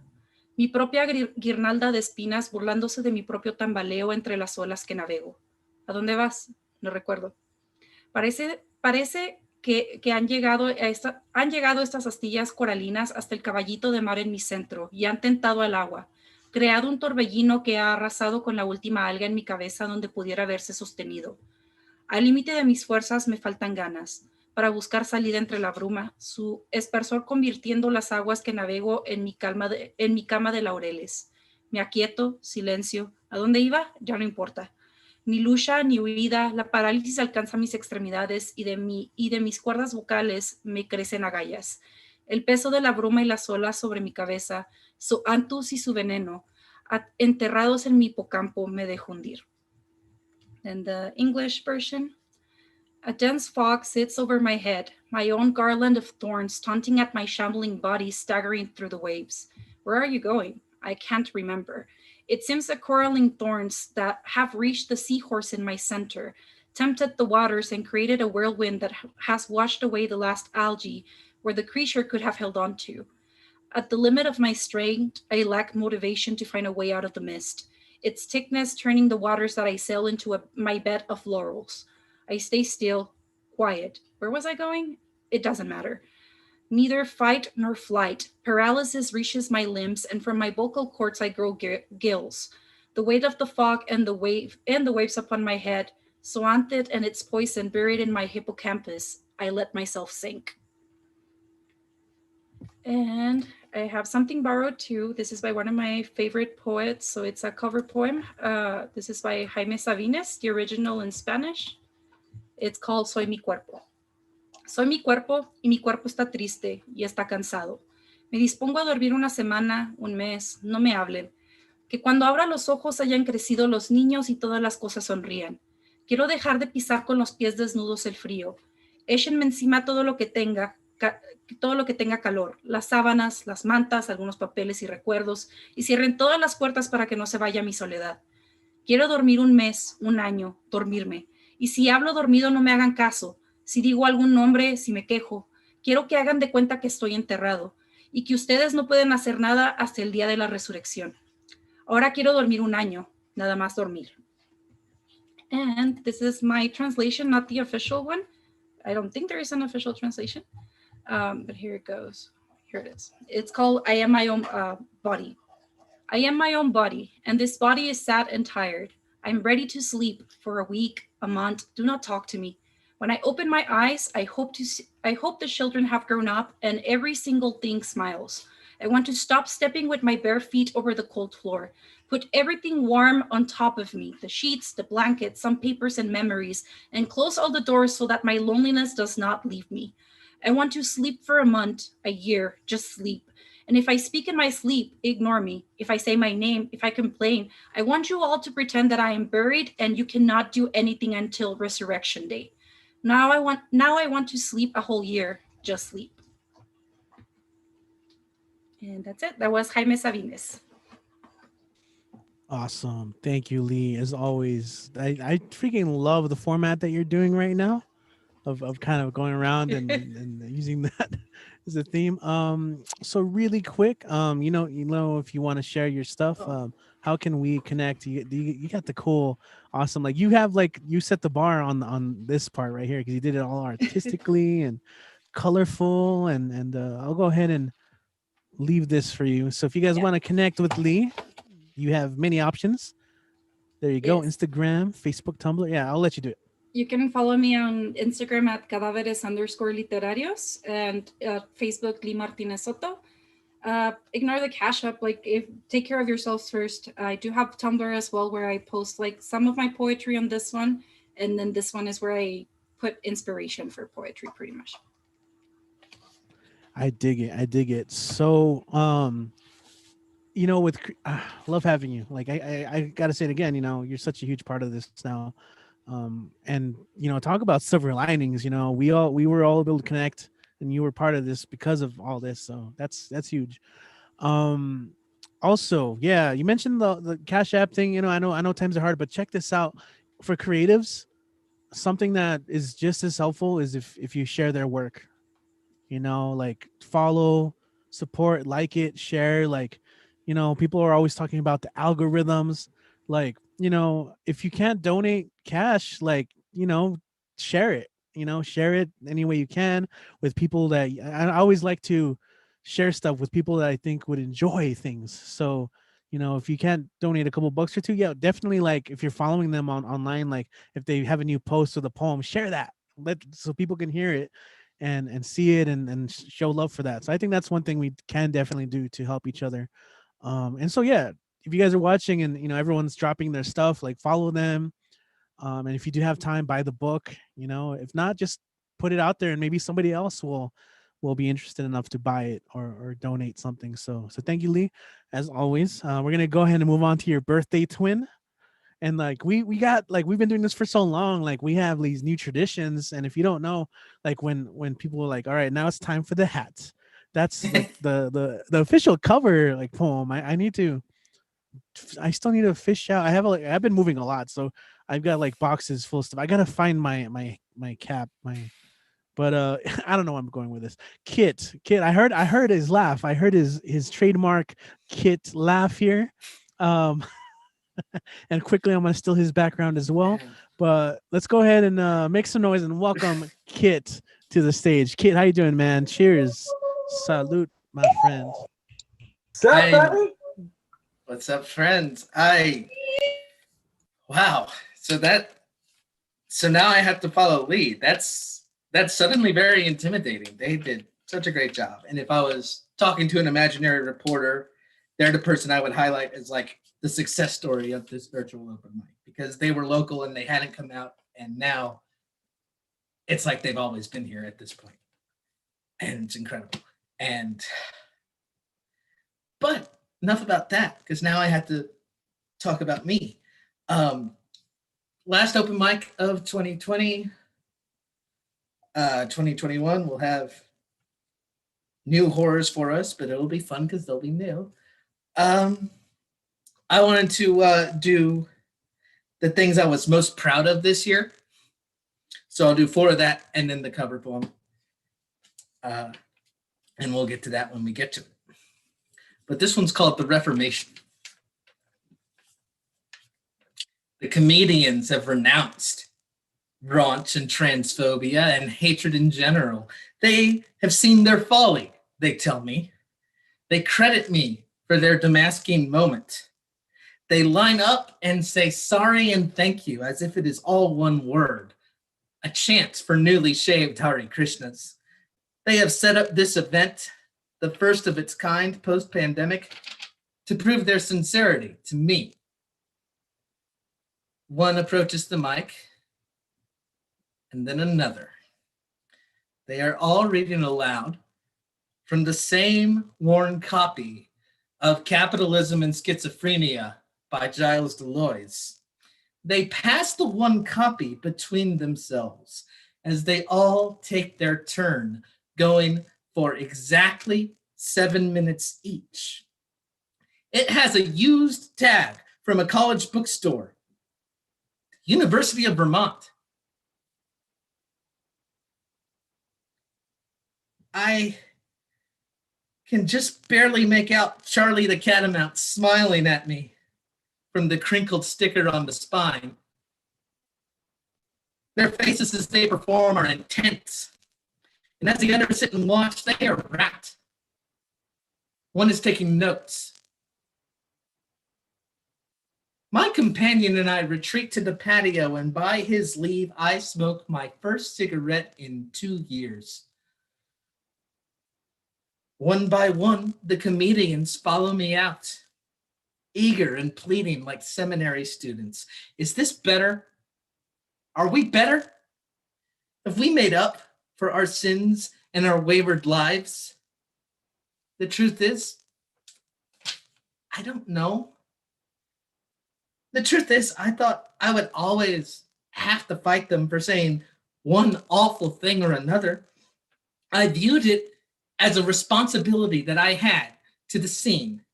And the truth is, I have a middle management bred paranoia about what it means when a responsibility gets taken away. The truth is, I liked to fight against them. So much that I didn't give a thought to what victory would look like. The truth is, I confess to the one with the notebook, I haven't read very much theory.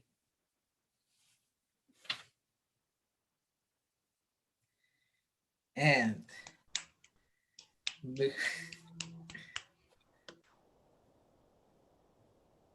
moving on to somewhat brighter scenes. We have this one that I don't have a title for. It's been 6 months. I better get on that. I should move at my own pace, actually. Shut up, kid. Just read it. Shakespeare did not write his plays. Let me rephrase that so I don't sound crazy. Shakespeare did not write his plays down. There must have been some private jotting, but it was private. No scripts were given to the King's Men, because if there were scripts, then anyone could do these plays. And with copyright still 200 years in the future, steps had to be taken against theft and the degradation of the business empire of Shakespeare. Along that same line of thinking, I am scared that if I ever try to write about our friendship's curved and generous contours, they will disappear or get cheapened, coarsened, misunderstood, given in mass printings to middle schools for preteens to shout uncomprehendingly before their embarrassed parents. Loopy adaptations will send us to Munich, to Cairo, to Glens Falls, New York, never thinking of changing the mild Dallas strolls, and down on their luck academes grasping for tenure or a place on an Amazon bookshelf will see our shadows in every new trend, appoint us founders of every new school, make us parents of every new subgenre, find confirmation in us of the things they already wanted to talk about. And speaking of confirmation bias, conspiracies will arise, claiming that I am actually someone else, or that you are the helpless patsy of a pointless cabal. So, as another poet must have said, screw it. Art promises a ticket to immortality, but it's more like a coupon for a tombstone. I see no reason for us to be cheap or to plan ahead. They will learn nothing about us. I will make absolutely sure of it.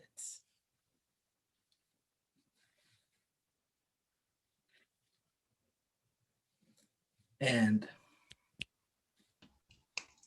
let's see. We're always snapping in the videos, but like sometimes I feel I have to unmute just to like so you know, like I'm snapping, man. I'm snapping really hard. Just to make sure. Yeah. Okay, that one's too long, so we're skipping it.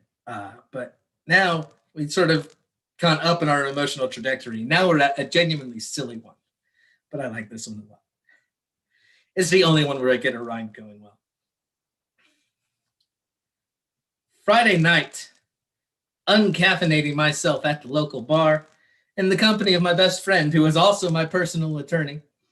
He has been stood up for the second time this week by the same woman, but he won't accept my laughter or my sympathy. At least I'm in the game, kid. We're worried about you. We think you might die alone. But how can I be alone when I have a we? What a robust and useful we it is. They talk me out of unnecessary mea culpas. They edit my DMs for clarity. They surreptitiously feed me the name of the woman at the end of the bar who has reason to think she knows me. Sorry, I had fun. The Chisme Industrial Complex will exceed all of its targets this year, thanks to my self-appointed paparazzi. Rejection may still swell and puff like a bee sting, but do you remember what happens next to the bee? I have a nation of friends in places high, low, and hidden.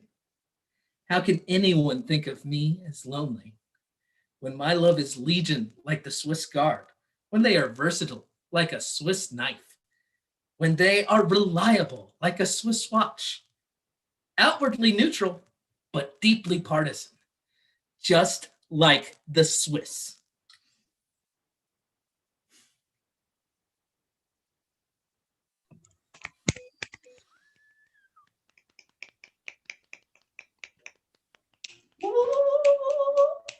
Yeah. No, we totally should make t-shirts. You're right. Vermont. Go Catamounts. Okay, so the cover poem, I actually worked this into a long thing about football because I have bizarre habits of mind. But I'm going to read the last section of Little Getting by T.S. Eliot. It seems like a good thing to do at the new year. Well, we'll see if you agree after I finish. I'm not going to do the T.S. Eliot voice. It's silly. Have you ever heard T.S. Eliot read? He sounds stupid. And it is the cruelest math. No, be like a normal person, like this. What we call the beginning is often the end. And to make an end is to make a beginning. The end is where we start from, and every phrase and sentence that is right, where every word is at home taking its place to support the others, the word neither diffident nor ostentatious, an easy commerce of the old and the new. The common word exact without vulgarity, the formal word precise but not pedantic, the complete consort dancing together. Every phrase and every sentence is an end and a beginning. Every poem an epitaph, and any action is a step to the block, to the fire, down the sea's throat, or to an illegible stone. And that is where we start. We die with the dying. See, they depart, and we go with them. We are born with the dead. See, they return, and bring us with them. The moment of the rose and the moment of the yew tree are of equal duration. A people without history is not redeemed from time, for history is a pattern of timeless moments. So while the light falls on a winter's afternoon in a secluded chapel, history is now and England. With the drawing of this love and voice of this calling, we shall not cease from exploration, and the end of all our exploring will be to arrive where we started and know the place for the first time. Through the unknown, unremembered gate, when the last of earth left to discover is that which was the beginning, at the source of the longest river, the voice of the hidden waterfall, and the children in the apple tree, not known, because not looked for, but heard, half heard, in the stillness between two waves of the sea. Quick now, here, now, always. A condition of complete simplicity, costing not less than everything, and all shall be well, and all manner of things shall be well, when the tongues of flames are enfolded into the crowned knot of fire, and the fire and the rose are one. Damn, mic drop. Do it. Metaphorical mic drop. Just there you go. Let that happen. Sweet. Kit Ren, 100% attendance award along with Dan the Man. Been here since every single one of these. And you know the song and dance. How can we get a hold of you and contact you? You got your cool This card is Kit there. the Kit. Yeah. Well, I'm gonna show off the little beaver my friend made. That's me as a little baby beaver, which is also called a kid. My college mascot is a beaver, so that's pretty cool. Nice. My mascot for all things is a beaver. But yeah, okay, yeah, the card. Okay, Instagram at Kit Ren Away, Twitter at Kit Talk Sports. It is as the name suggests. Ko-fi.com/Kit Ren. There's a bunch of essays, about 40,000 words about American football and its history, just reliving it one game at a time. There's plenty of weird literary references too. It's something for everyone. Nice. Find me on the book. If I recognize your name, I'll add you. If I don't, I won't. And the PayPal is connected to my email. If you want to drop a line, go ahead. If you don't, we're still friends. We're still cool. And that's all I got. Thank you so much, as always, for this platform and for all of these people that are in my bedroom right now. And I can't wait to see what everyone else has to say. Yeah, man, exactly. Wait, hold on. I forgot. Okay, there we go. Yeah, man, freaking cool. Kit. And also, by the way, this is on YouTube right now. So if you're watching live, super kudos. Like, we've got a really nice chat going, and I appreciate everyone that is contributing. That's really fun. I gotta give a shout. Like, I saw Joser Guerrero on there. Like, that's freaking cool, man. Joser, if you don't know, like, he does spoken word poetry, like slant, like he's done poetry slam. Like, lately he's been doing a lot of music. I don't know if he's still here. Like, I'm looking at the chat right now, but Joser dropped in. He's got some really cool stuff. And you can find this stuff, I believe, on like a lot of those poetry channels. Like, I think some of his stuff has been featured. One of my favorites is Frats, and it's all about condemning frats when they celebrate Cinco de Mayo, and it's like cultural appropriation. It's a freaking awesome poem. So yeah, I got excited. I saw Joser in the chat. I mentioned Nancy Lechuga earlier. So yeah, it's a really active chat tonight. So much love to everyone who's there watching, or even later on, drop a comment, thanks, Kit. And also, Kit, the reason why I was mentioning YouTube is because later on, like at some point later in the week, Kit goes by and adds timestamps, of all the performers, and it's really helpful during like the whole archival part of this. So if you want to go back and listen to or watch a particular performance, first go into the comments and check to see if Kit's timestamps are there. They're usually always there. And sometimes some other interesting things, but we're all good. So we're gonna keep going. Also, shout out to Akshay. Akshay's here with us.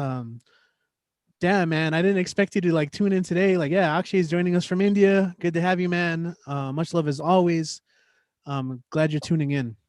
Okay, let's see. Where are we on the list? Oh yeah, Nico. We got Nico Silva in the house. He's gonna share using my mouth to say something. Okay, that's pretty straightforward. All right. And I am here. Yeah. Let's see if I can share screen. Give me 1 second. Okay, yeah, so it's not letting me share screen. If you could allow me to share my screen, please. You can.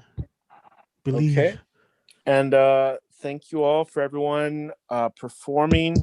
What I love about the open mic is just hearing all the different concepts and things that we can think about. So let me just get this set up really fast. Okay.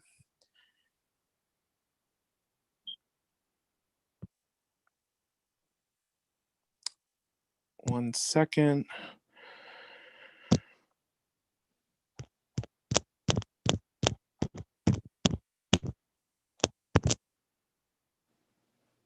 Okay, I apologize for the wait, but now I think I have it set up.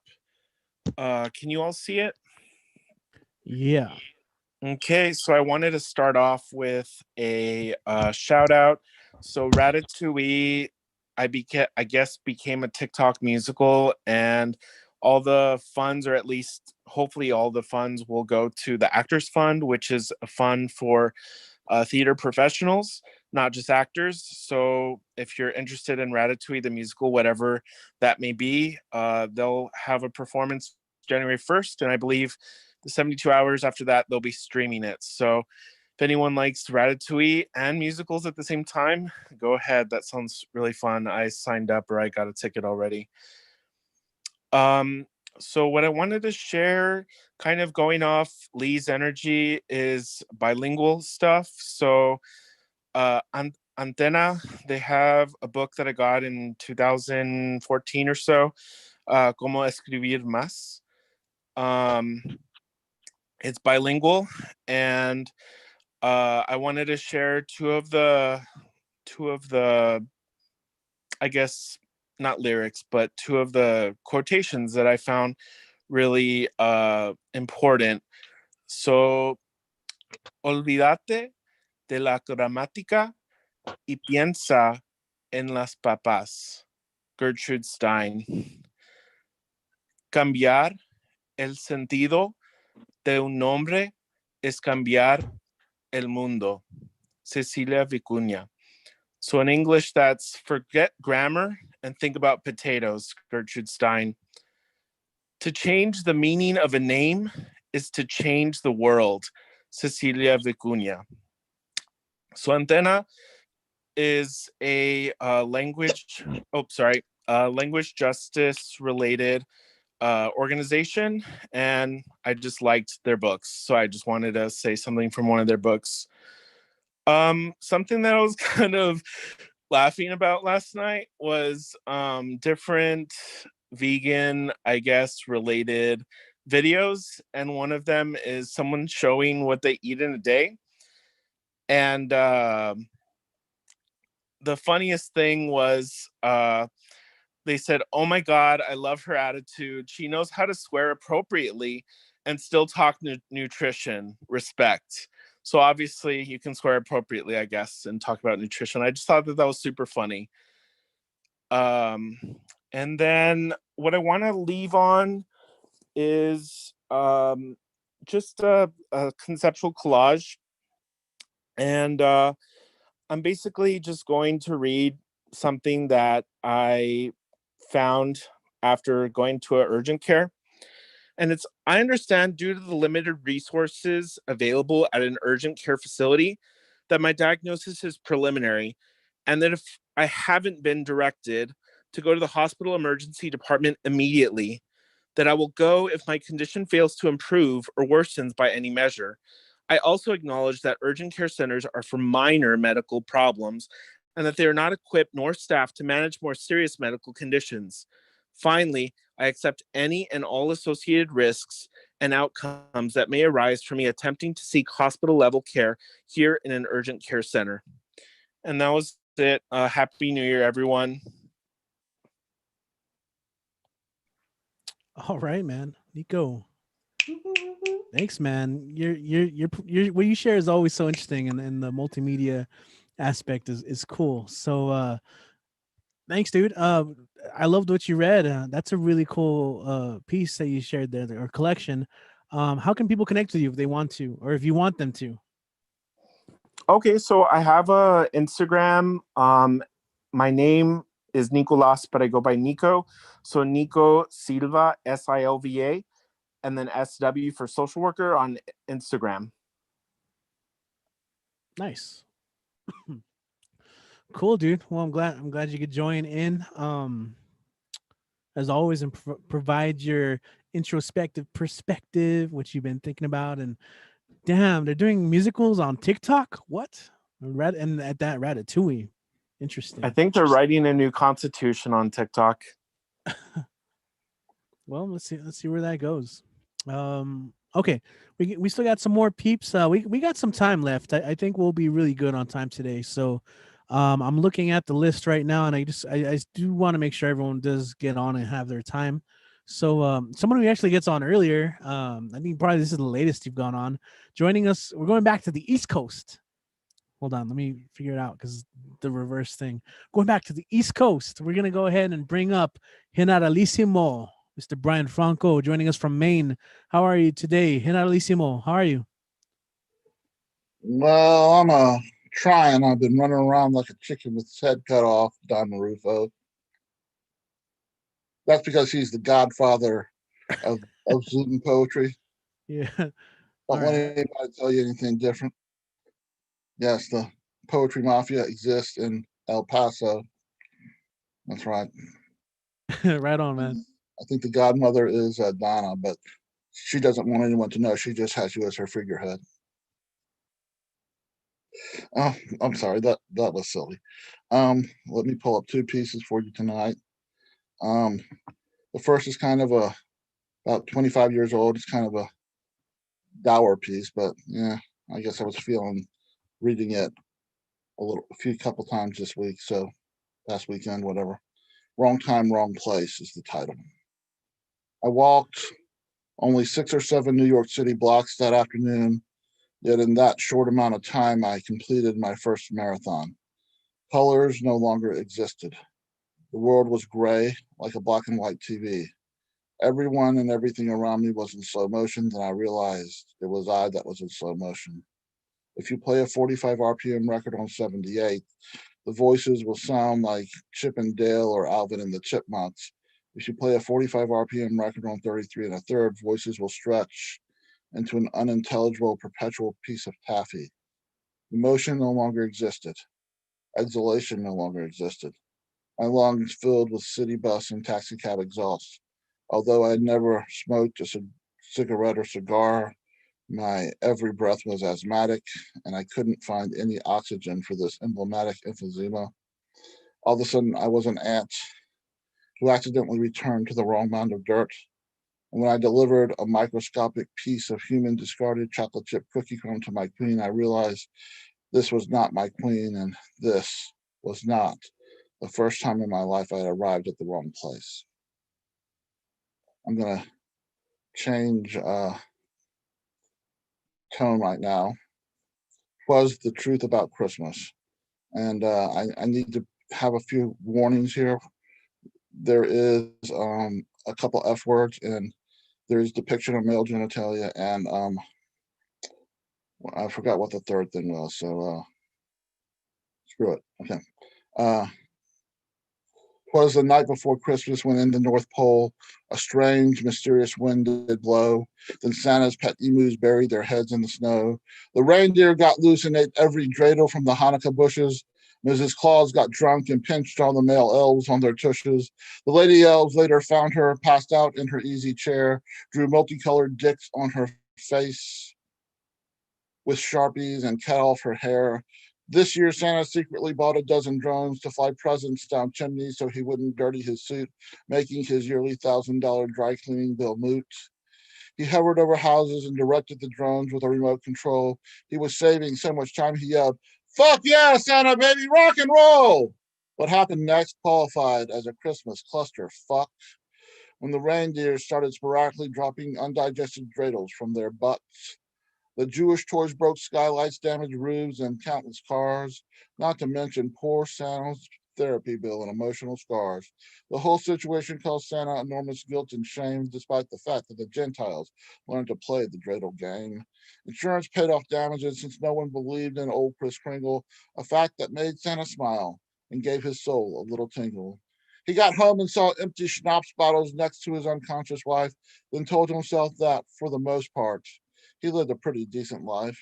'Twas the morning after the night before Christmas when Santa discovered his beloved emus had frozen to death after burying their heads in the snow, which was the tip of an iceberg of traumatic emotional blows. So he plucked their feathers and carved out enough steaks for a year, then fixed himself a sesame bagel with onions and a nice schmear. While he drank his coffee, he asked the missus about the dicks drawn on her face. She railed about the elf bitches and how she put them all in their place. He just smiled at her, nodded yes, and fantasized about changing his name and face, then running off to Rio de Janeiro and disappearing without a trace. Happy, merry everything, everybody. That's the truth about Christmas. There you go. Awesome, man. Thank you. I love that background. What do you have there? Like, this one's unique than you usually have. Well, this is a painting by a friend of mine who's actually deceased. He was a Vietnam vet who lived in a building that the first building I lived in when I moved to Maine, and he was a very brilliant painter and musician. He was also a pretty voracious alcoholic, so he went through long periods of sober, and then alcoholism, and then sober, and he was hospitalized with alcohol poisoning several times. He lived on his $800 a month military pension, and that was his life. And he was an amazing musician too. He would always buy something every month, or some sort of guitar, and then when he started to drink again, he would have obviously hock it after he ran out of money. And it was a big cycle. He ended up moving back to Tennessee, then moving back to Massachusetts, but anyways, he He's now in the Veterans Cemetery in Johnson City, Tennessee, and yeah, he's in a better place. Was a good guy. He had a rough life, but he was an amazing artist. Wow. And I was actually talking to his sister. I'm trying to figure out a way to put together a Facebook page with all of his art, because I have a lot of sketches and paintings, and so does she, and so does her brother, and their family had a lot of mental illness and a lot of very talented artists. So I thought, we should celebrate the good things about certain members of their family that, didn't show up in their lives, but was part of everyone that everyone appreciated. That's it. Wow. Thanks for sharing that. And it's very beautiful. Love you, man. Thanks for sharing his work right behind you. That's a great tribute. And I hope you do make that happen. Well, it's a Facebook page. It's not a whole website. And I thought, I could initially take photos with my phone of what I have, and so could she, and take some pictures of her sister's art and her father's art. And we could tell their stories in a respectful way, mentioning their illnesses and their lives and everything. So is that something people can like check out right now? And while you're at it, like if you want to share your stuff? There's no, this isn't the only thing I have right now. But like I said, I have another piece on my wall that I framed. I have a few other very strange sort of celestial paintings that he did shortly before he died that are in my basement bedroom. I have 2 sketchbooks of amazing charcoal and pastels and stuff that are just amazing, and I can't even explain how amazing his work is. It really means a lot that you're sharing his work. Well, in this art.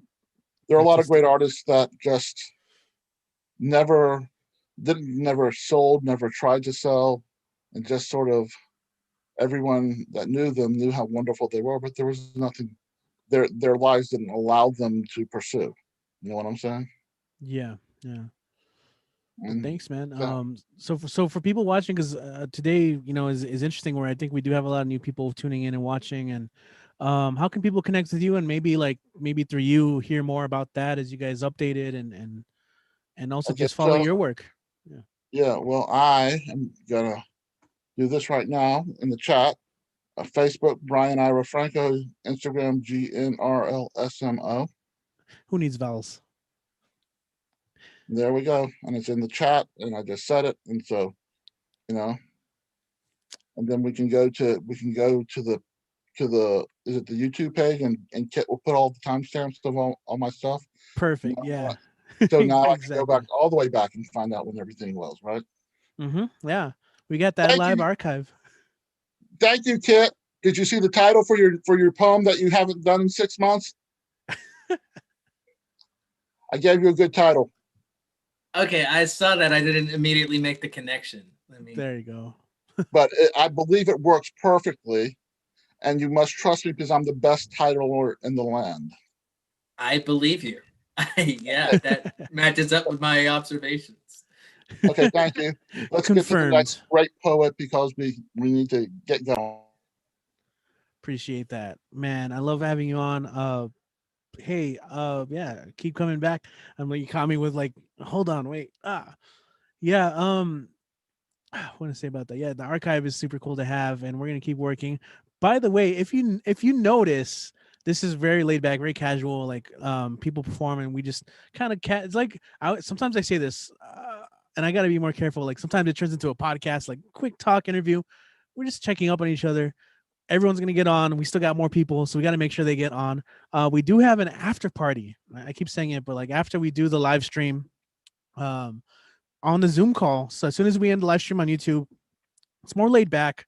We can let our hair down, whatever, our caps off, and we just kind of chat. And it's nice to have during this time, because a lot of us, maybe there's not a whole lot of social interaction, and so it's just nice to just sit back and chat. It gets very real sometimes, like crazy debates. Sometimes it's just like heated debates about like deep dish versus like pan style.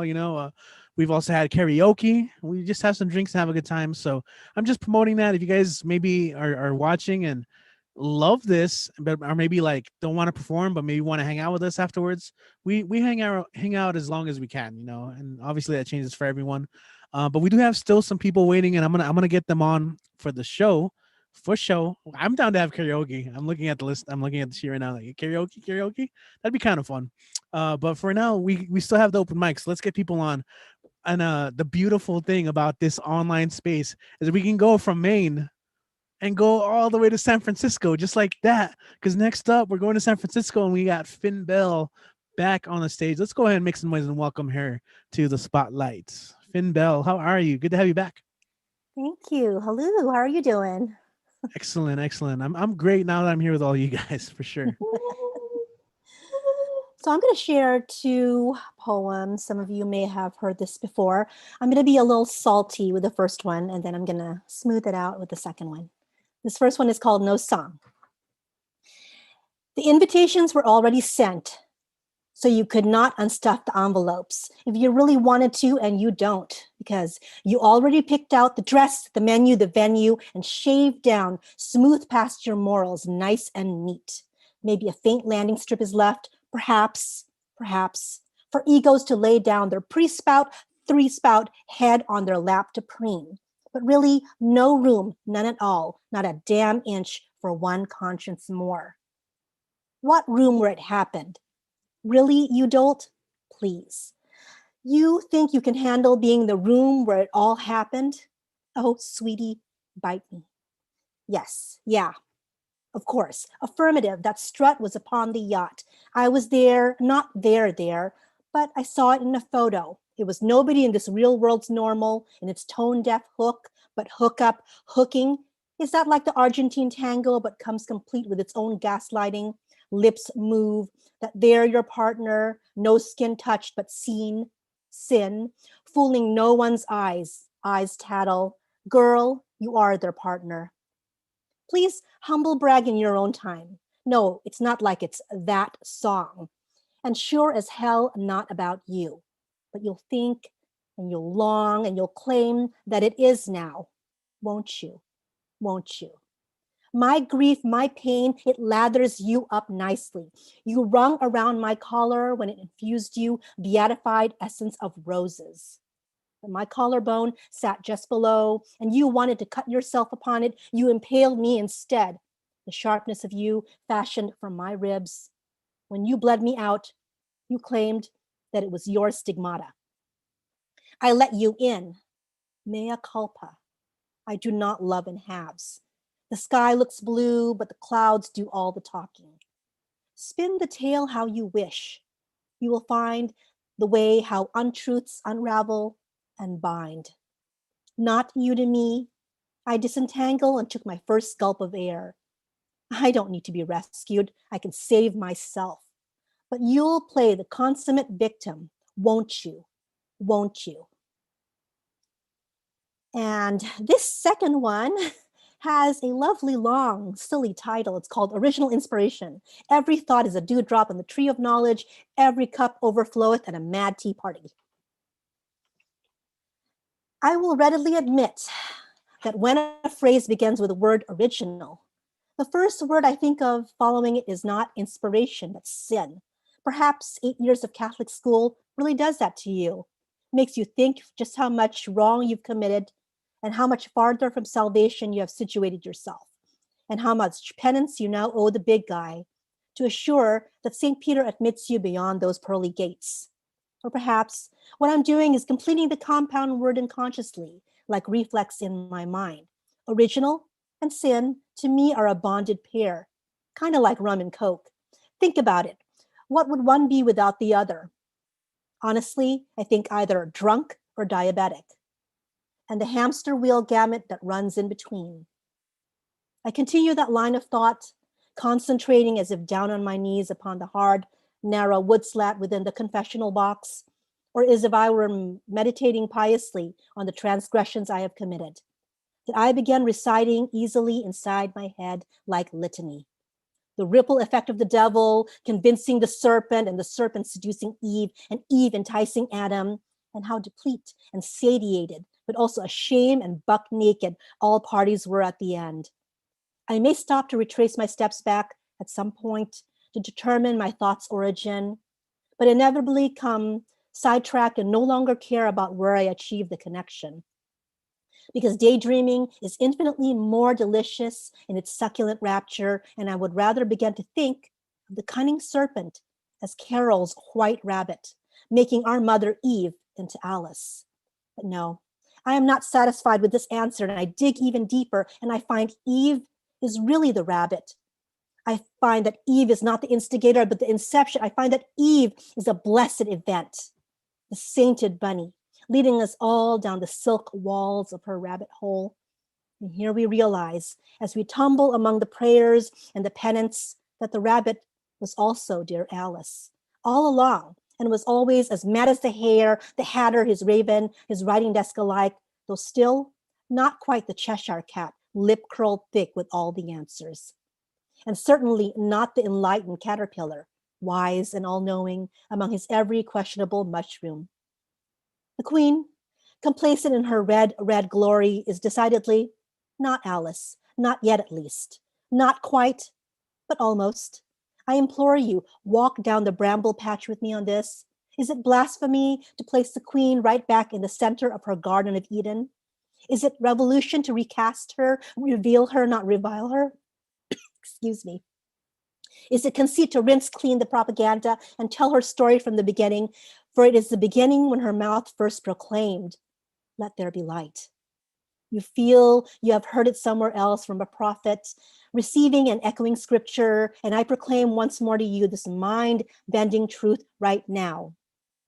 And it lingers never done. You'll believe God is a woman. I guess that really makes her a goddess. And pause, breathe, and absorb the sacred word.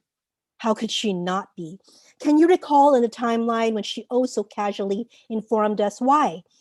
Sometimes I believe as many as 6 impossible things before breakfast, and then goes on and outdoes herself by +1. In dominion over the earth, in every sea, flora, fauna, and still have time to kick up her heels in the pool and down a mimosa and look that damn good. I, Eve 1, percolating concept along with morning coffee, rabbit 2, through the tangle of warrens we lead you, red cream 3. I just flip the eggs over medium, set the table, 4 and 5, inspiration, original, and pulpy. You know, I think I'll have 6 sizzling thoughts before bacon jumps the pan. Flesh, not borrowed rib, fully cooked. Thank you. Yeah, Finn Bell. I'm glad you made it again. You rocked it the first time. In fact, I do plan to feature one of the poems the very first time that you went. But that was awesome. I'm glad you joined us. Do you have how can we connect with you? Follow your I'm glad I poems made and it too. Yeah. So let's do this slowly, and hopefully it's not backwards. Dun dun dun dun Oh, dun. I am Finn_Bell on Instagram, PHY. NE _ oh, there you go, BELLE. I also have FB and Twitter, Finn Bell, and then my Venmo and my coffee. Yay! And I'll put that all in the chat. Done.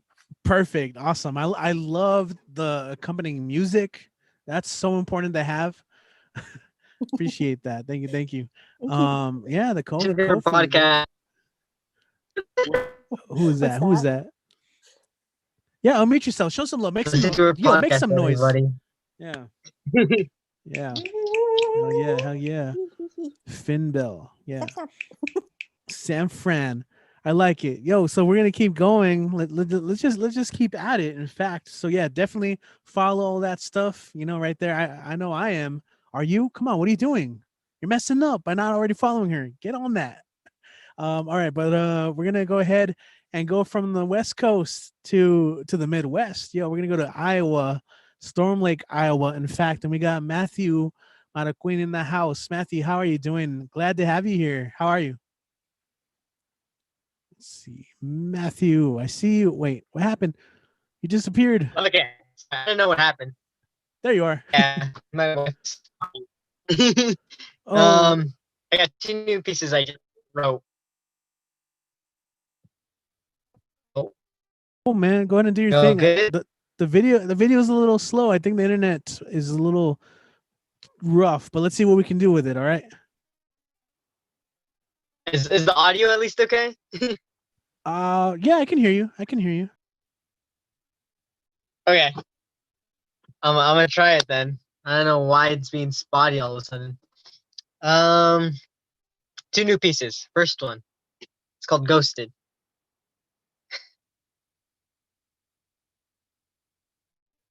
Dreams to the bin of all that we did. Spanish wrote, la vida es un sueño, pero ellos no sabían que los sueños pueden estar más peligrosos que la vida. In this digital age, one can go from red to black real quick, drop like a broken knife or a broken kite from the sky in just that little small bit, getting anxiety to drown you inside, making you hella sick. Hold up, you hear that? Tick, tick, tick.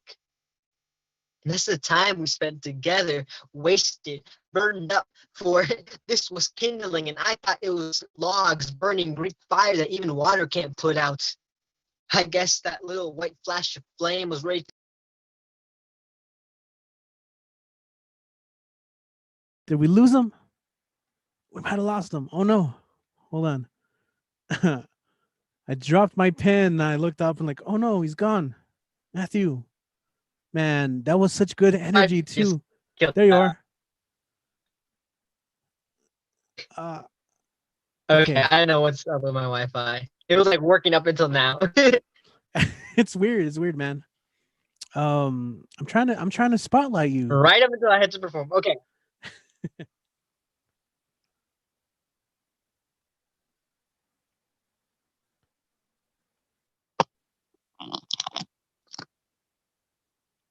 Let's do this. Is it good? All right. Hey, that's yo, that is looking good. You look clean.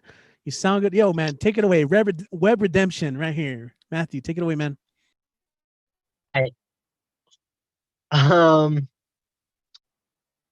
guess that white flash of flame was ready to dash it here, out of here, leaving only pain, making me wonder what did I do, making me think of my blunders. I don't think I was mean to you, making me thunder. I'm so confused. The Spanish wrote. The Spanish wrote. The Spanish wrote a dream. But they didn't realize that dreams can be more dangerous than life. For only in dreams does the haunting past appear. Memories golden now rusted by my tears. Fires go out and even the smoke disappears, leaving you just there, ghosted. That was the first piece. I just like. Yeah. Dig it, man.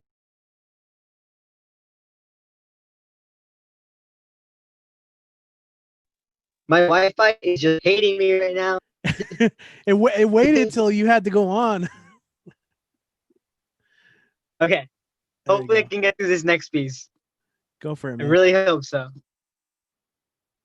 Okay, first off, I'd like to note that the song that's used in this poem was stolen from the slaves in the early 19th century and made famous by a white guy. Woo! Joshua the abolitionist. Joshua at the battle of Jericho, Jericho, Jericho. Joshua at the battle of Jericho, and the walls came a-tumbling down. They be saying we can't change this nation. We can't do anything to fix these problems. They're deep-rooted into our country like they're roots themselves.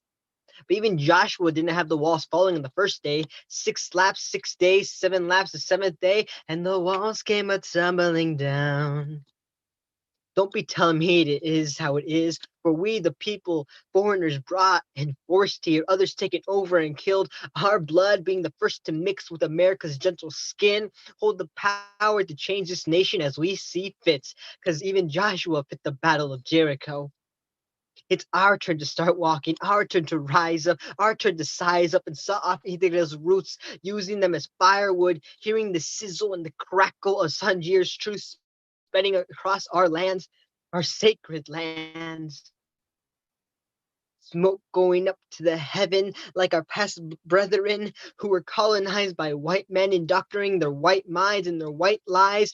We've worked their fields and we have done their time. So it's our turn to rise up. It's our turn to size up. Or if we don't, we're just going to be like the dirt mixed blood of our ancestors we walk on daily. For the white man willingly walks on us daily. I don't care if this is day 1, lap 1, or day 7, lap 4, but we'll get those walls a tumbling down, down, down, down, down, down, down, down, down. Down, down, down. Us abolitionists of the 21st century are the Joshuas of the Old Testament. We fighting our own battle against our own Jericho, and we sure as hell can believe that sooner rather than later we'll have these walls go tumbling down. For even Joshua at the battle of Jericho, Jericho, Jericho. Joshua at the battle of Jericho, and the walls came a tumbling down. Thank you. Yeah, man, you it came together, you know, despite all the technological issues. Like you came through so hard, so fire. Like, love your rhythm, man, digging your flow. So really quick, Yeah. before we lose you, like, how can we follow you? Like, I'm already following you on Instagram. How can other people get on get you on there? You can follow me on Instagram, Vida_Marroquin, which is just my last name down there. Like you can see it right there. And then Vida, VIDA _. What else is there? I don't know. Facebook, Matthew Marroquin. And if not that, Cash App, Marmat. First 4 letters of my last name, first 3 of my first name. Marmat. The little $sign in front. There you go. But, It's all Dungeons and Dragons character. Cool, man.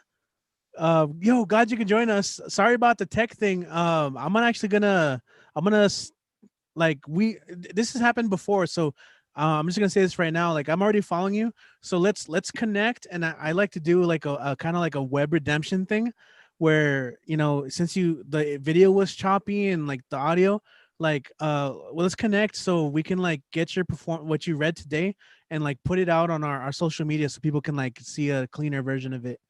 And because we've done that before. These are like brand new pieces, so I need to clean up the performance on it too. But these are just some fun new. I wrote them like yesterday, so but perfect, man. Yeah, sure.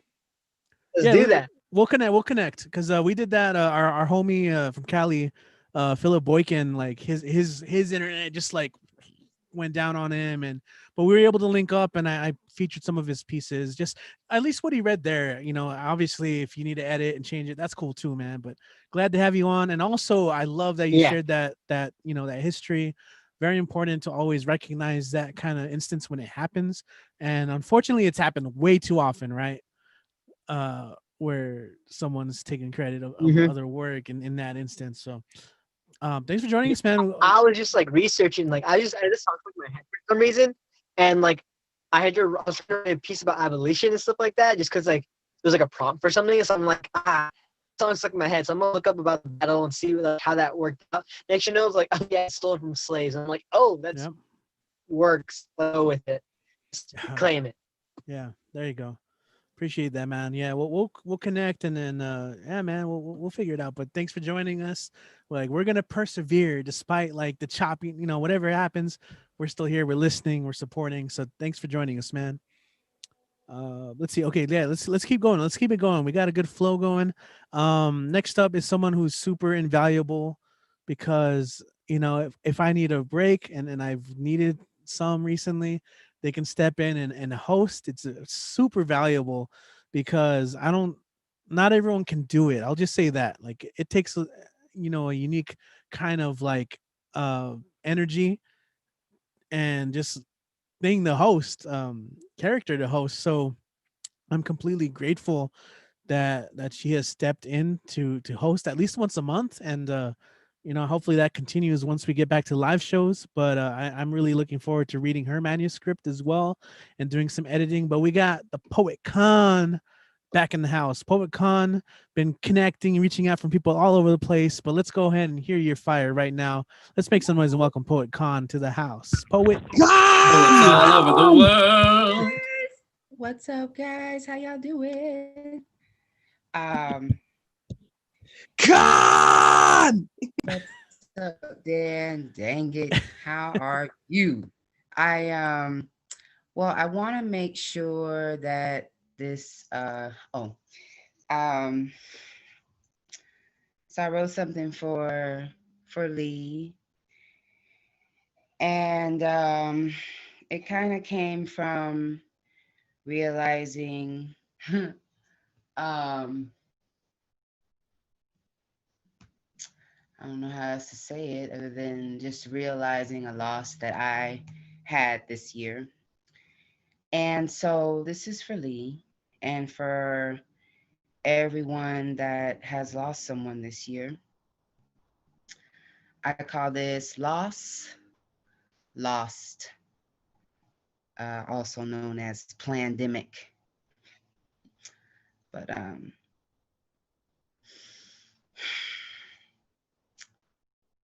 loss, lost, would willingly pay any cost, any amount, any day, pay with all I have, with all I am.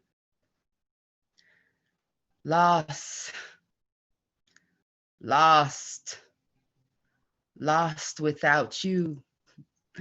On an airplane, fire, explosion, meet the deep sea ocean, whale of a scale. Ocean wide and boundless swallows me whole. Fine, something I will never be. Happy, only when crappy. Me without you, to smile is a crime. Yeah, I'm fine. I mean, what else can I be? Me, wanting peace I will never find. I finally arrived on a river Nile. I was not able to part. Floating, soaking, jolting with the waves, sinking, screaming soundless yelps, asking the ocean for help, dreaming of a reconciliation with land that I would correct my habits to achieve. Just cannot believe, just cannot believe. So no words, no plea. I bleed these knees for you. I would do anything. I would do anything. I would do anything to have you back. And that's that piece. And I want to end on a cover poem if I could. Wait, where's the hat? Where's the hat? Right? Just kidding. Kid, hand me a hat. No, actually, this person I'm covering, this is the general's poem that I'm going to share with you guys tonight. All about Eartha. Eartha Kitt. You should have been a Bond girl. Oh, Eartha. You should have been a Bond girl. You could have been a Bond girl, Miss Kitt. Except you would have been a Bond woman. You had a #1 hit with Santa Baby. Christmas was suddenly sexy and a little naughty. Then you made St. Louis Blues. What a movie. You stole the whole show. You stole the show from Nat King Cole. You stole the show from Cab Calloway. You stole the show from Ella Fitzgerald. You stole the show from Pearl Bailey. You stole the show from Mahalia Jackson. You were ingenue. Forgive me if I said that wrong. Muse and femme fatale. In one fell swoop, you wore a silk blouse and a lined skirt better than any white woman ever had. White men all across America called their governors and congressmen asking why it was illegal to marry Black women. Eartha Kitt was it, and it was all about Eartha. And you became a Catwoman, the last of the three. After Julie and Lee, you redefined the role and stole the show. You were the only one who purred in real life. Then you had lunch with Lady Bird and asked her why her hubby was sending all those Black boys to Vietnam to be shot and maimed. You made the First Lady cry. Not at all appropriate, but you were not a lady who lunched. You were a diva songstress who could make a song her own like nobody else. In 1997, I saw you perform in a Boston jazz club. At 70, your legs were Tina Turner perfect. You lay across the piano in a classic cabaret style. You sang in 4 languages, even if they weren't. Every man in the room became multilingual. And you purred. You purred like a stray kitten, purred like a lioness. You purred, purr, like a tigress. You purred like a jaguar that knew she didn't have to pounce on her prey. That night, you looked straight into my eyes sang a song to just me.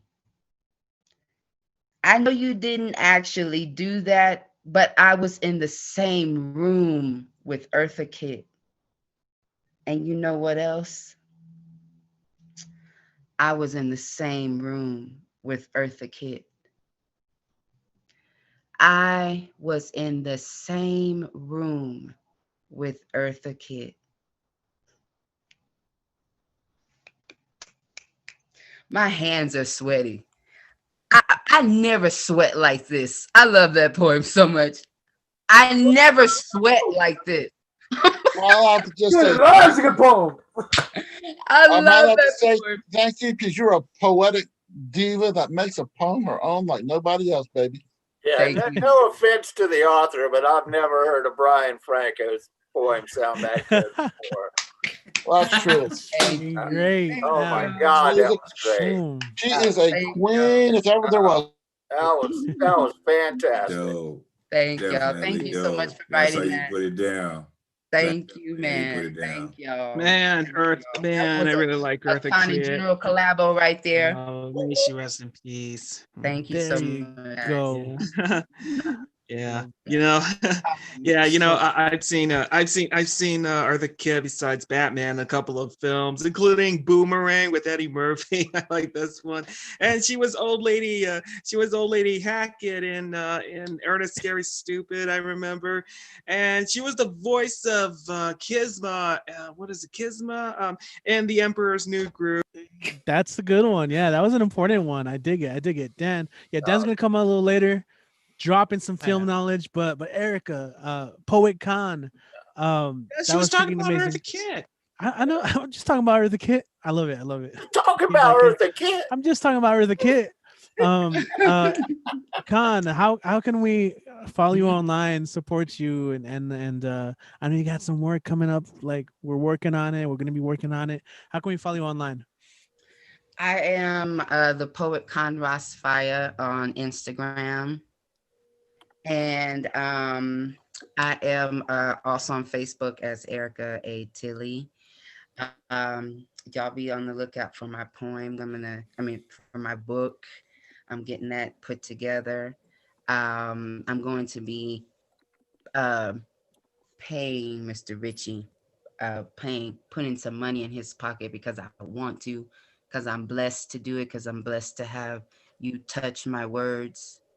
Really, you look over my words and hand them back to me. It is ready. So I am just excited about that. So y'all be on the lookout for that.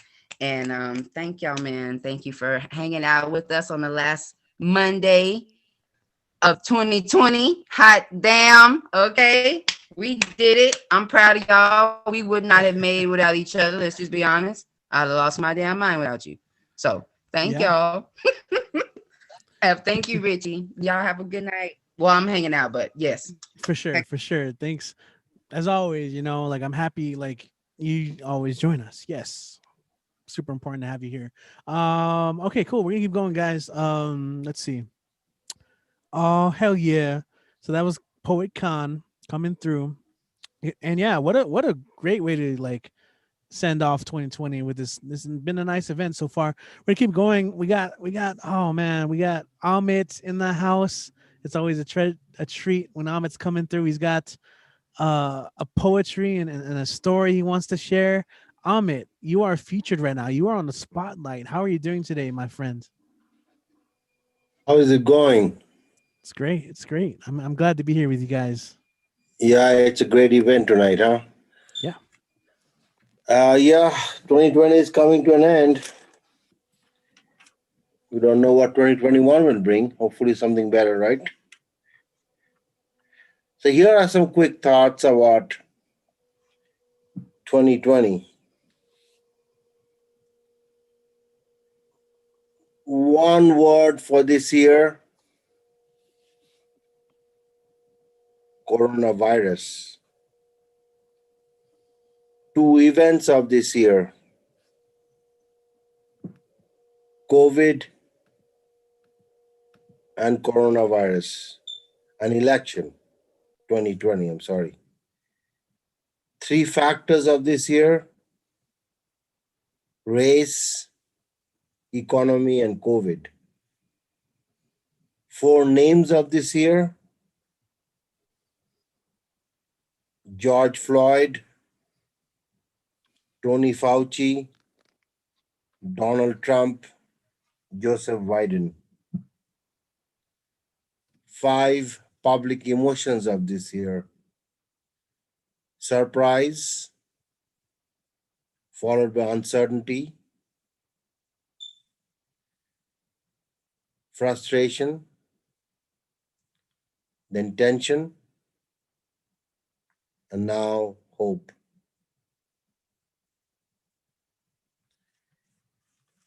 Here are some haikus. Here are some haikus I wrote. 2020 started slow. Jan, Feb, jumped to December. In hindsight, bad year.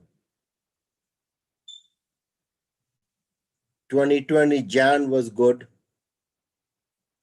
Vague word of Chinese virus.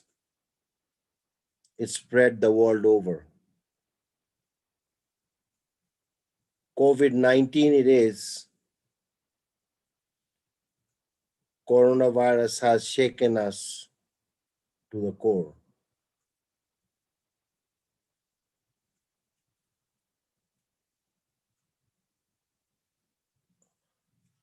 The last thing I will say is I want to acknowledge the Barbed Wire open mic for having sustained itself for the last 14, 15 years. Some of the highlights of the thing I want to kind of bring up. Some of you may have know this, some of you may not have, but this program started about 15 years ago by MFS student at UTEP by the name of Veronica Guajardo. And when she was leaving UTEP to go to graduate school, to Seattle, I think she was from California, but she was moving to Seattle, I think, to go to grad school. She asked me to keep border census alive. Now, Veronica was at that time was being assisted by another student by the name of Roberto Santos, who some of you may know. So Roberto then became the lead for the program.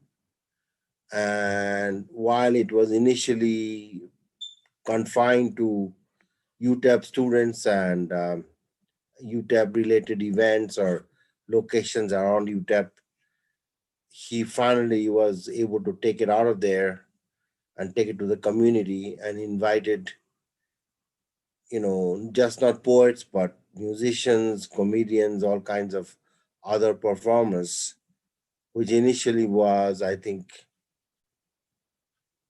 there was some skepticism among the poetry crowd of a program being so multi-platform, multi-genre. But he persisted, and I think it became a different sort of program. But on the other hand, it became what it is. It started to become that. And then I think when Richie came on board, correct me, Richie, if I'm wrong, it was already at the percolator, correct, Richie? Yeah, at the percolator. Yeah, so, and percolator is really when this program took off. It was there for several years. It was across from Wells Fargo downtown. And then Roberto had changes in his life, marriage, etc. And he decided to kind of hand it over to the great Mr. Richie here. And then he continued on and to the programs that were held in, what is the gallery downtown? The one Rock that closed House. down? Huh? The Rock House Cafe and Gallery. The Rock House Cafe, and then to places such as the Black Orchid Inn and one by what's it called, Elvis Cafe or whatever by 5 Points. What is the place called? Velvet Elvis, yeah. Yeah.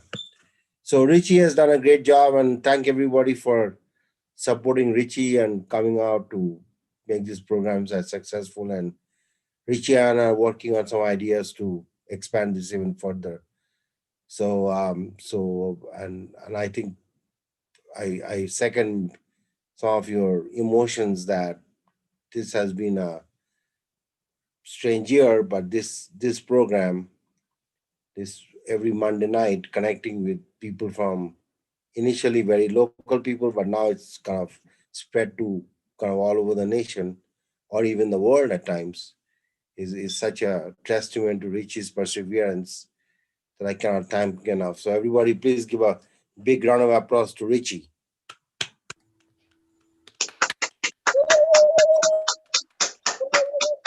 Yeah, I'll go ahead and cheer for myself. Sorry. And that's all I have to say today. Right on, man. Amit. I love it. Thank you for the kind words. I'm gonna take it back into a little bit of the humor territory. So, did you guys know that this open mic, the primary function is not what you think it is. The secondary function is an open mic and get together. The primary function is a smoke detector alert test. Did you know that?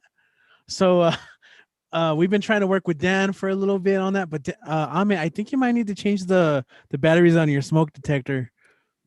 Just as a heads up. I don't know. Can you hear it? Are we going crazy? No. Really? Is it happening here? we're hearing a little. We're hearing like a beep, so you might want to check some of the alarms in your vicinity. Oh, okay. Yeah.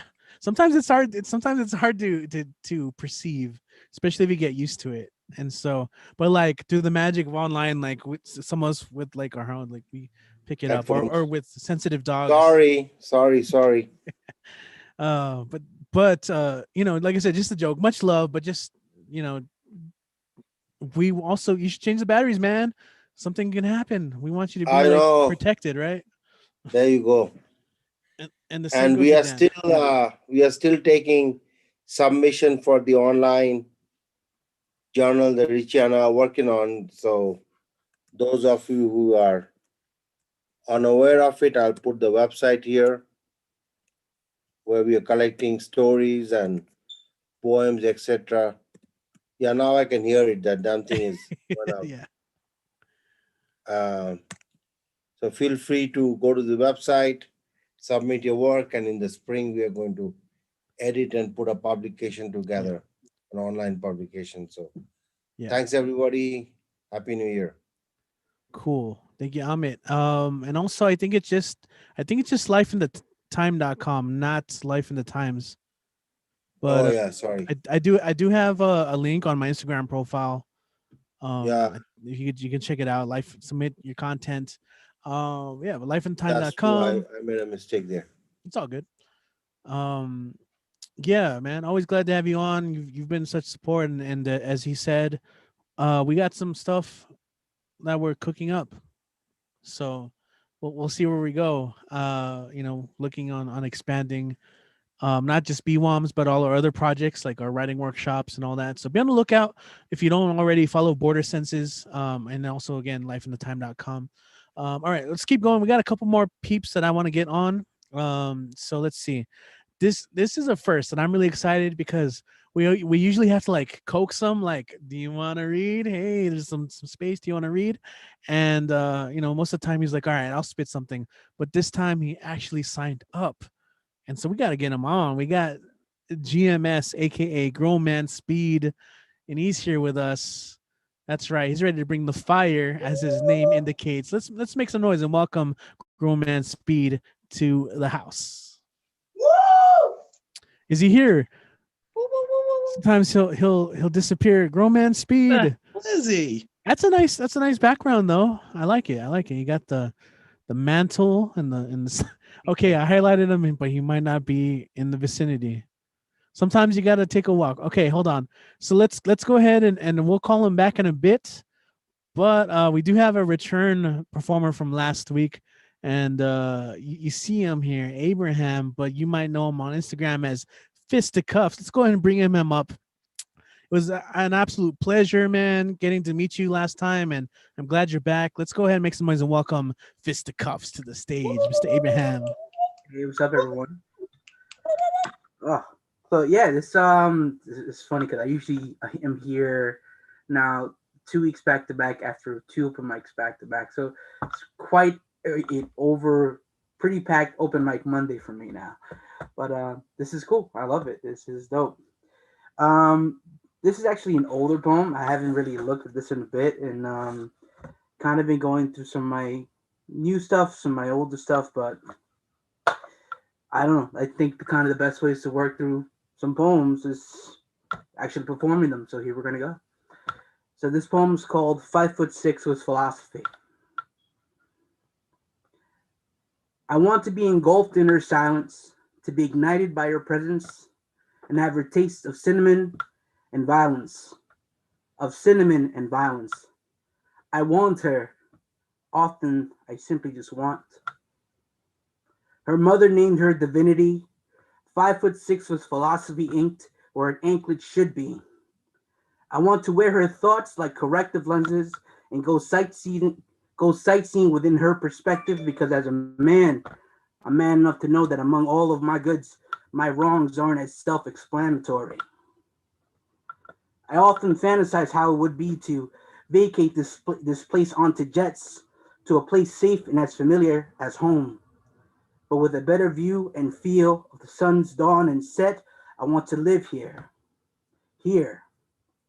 On the rims of her lips and eyelids, Yes, on the rims of her lips and eyelids, stirring my imagination to write love poems like essays that turn into books into circulation.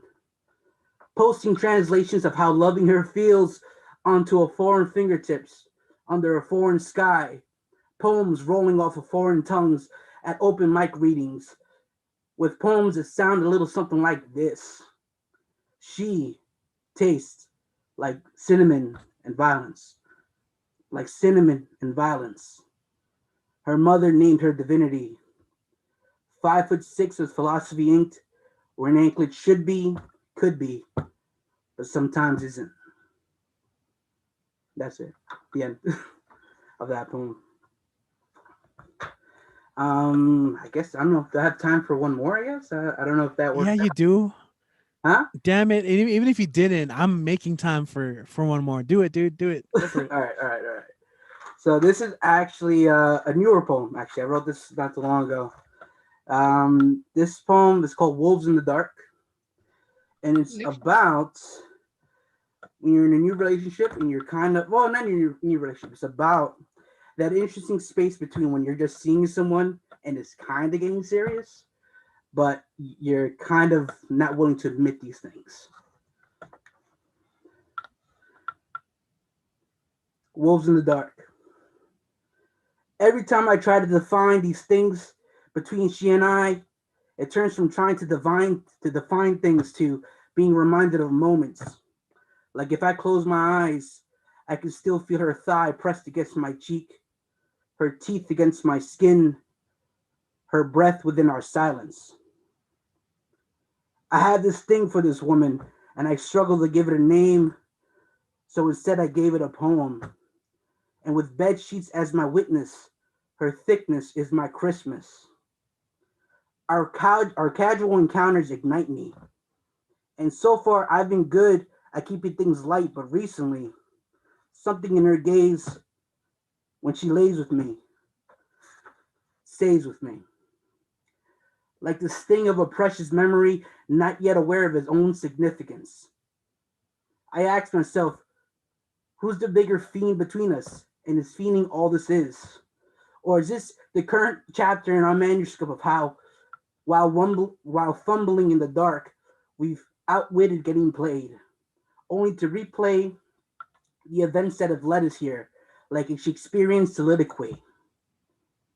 This thing between us is a sort of chemistry that leaves scars onto flesh, like two wolves in the dark, ravenous, knowing very well what we ought to be doing, yet doing what our instincts say that we must. Wolves in the dark. That deserves a nice howl. Wolves in the dark. Ow! Yeah, there you go. Yay! I love it. Love it, man. Love it. Yeah, glad you made it. So how can we follow you, man? Well, you guys can find me on my Instagram at fist_2_cuffs. Essentially, I am a poet, motorcyclist, kind of an amateur powerlifter. So there's a couple different things. I'm into men's fashion. My thing is with poems and these other things that I'm into. Essentially, I'm all about masculinity without the toxicity. And for me, these are just different things for myself, and I think other men, these are just different tools of expression, whether it be something very primal as lifting weights and pushing stuff around, writing poetry, or really being attuned with how you look and how you present your look to the world. And that's pretty much what my Instagram is about. And I'll post it in the chat in a bit. That's fucking beautiful, man. I've, I gotta say, I've been all about that too, like trying to unlearn toxic masculinity and like how to navigate the world, in other ways. And also I gotta recommend, there's this really maybe some of you guys have heard of the poet Guante. Kyle Tran, I think is his name. He's like he's pretty famous. Like he's won like world poetry or international national poetry slams. Like he's like won them. He's also a hip hop artist, but he has a good podcast out called What's Good, Man, and it's all about that, like examining masculinity and thinking, obviously like examining what are some of the toxic traits, but also how can we, look into, transforming that, I guess, Yeah. for lack of a better phrase. But so I'm glad you appreciated that. And also your Instagram's awesome, man. You're sharing what you're passionate about, and that's everything. So thank you, man. I'm glad you're part of this now. Thank you. Thanks for having me. Awesome. So let's see. Gregory, Mr. Growman Speed. I don't know if he's here yet. Okay, we'll see. We'll see where he gets to. But how about this? We'll do this. Yeah, we do have Grown Man Speed. Maybe he'll come back because I see him. I see he's a really cool backdrop. So if maybe we just call him out or message him if anybody has like the connect. But Abraham, man, much love. If you guys haven't already, follow him. And it's fun to see everybody's journeys. You know what I'm saying?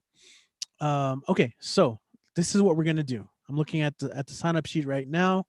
I was gonna go next, but I think I'll go a little later. We only have like 2 or 3 left. Hopefully one of them is Speed here. But let's go ahead and bring up.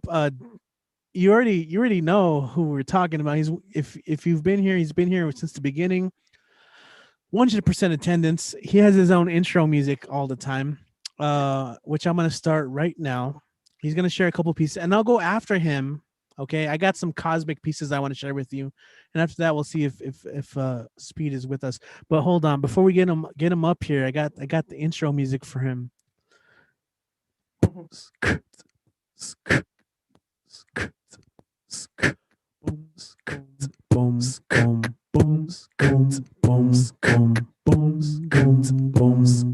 The dance come marching one by one, hurrah, hurrah. The dance come marching one by one, hurrah, hurrah. And Dan, you got to fix your smoke alarm. All right, go for it, man. Okay. How's everybody doing tonight? All right, give me a minute. Yeah, give me 1 sec. There we go. Okay. Yeah. All right, there's my card. Read it and weep it. Okay. All right. Well, I'm gonna do one cover poem and then I'm gonna do a little freestyle. The last cover poem for 2020. It is once again Chaos Theory by Robert M. Drake. Okay. It's years and years. Page 27. Okay. It took me years to understand that some people do not change, cannot change.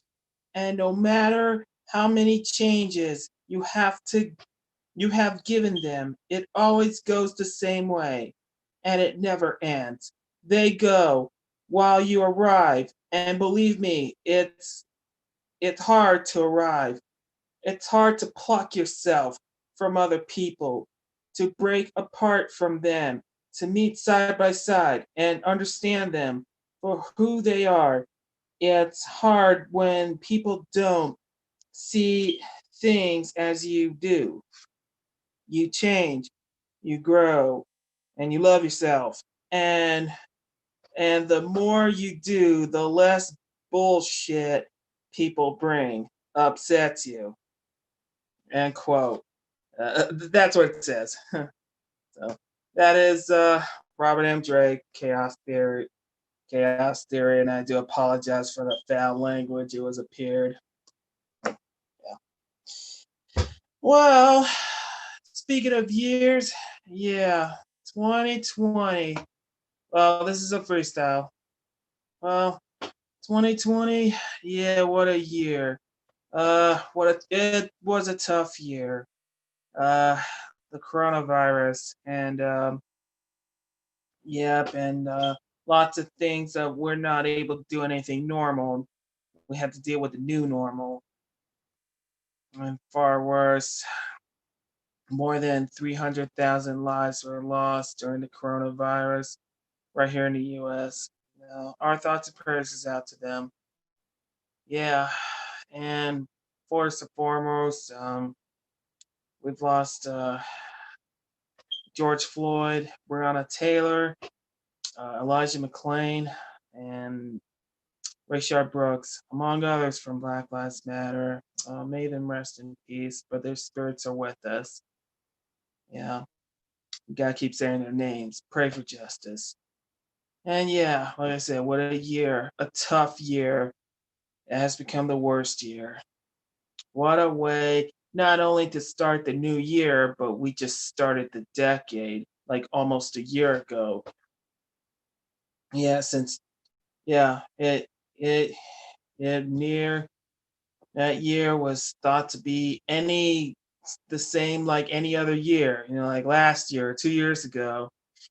But this year was different.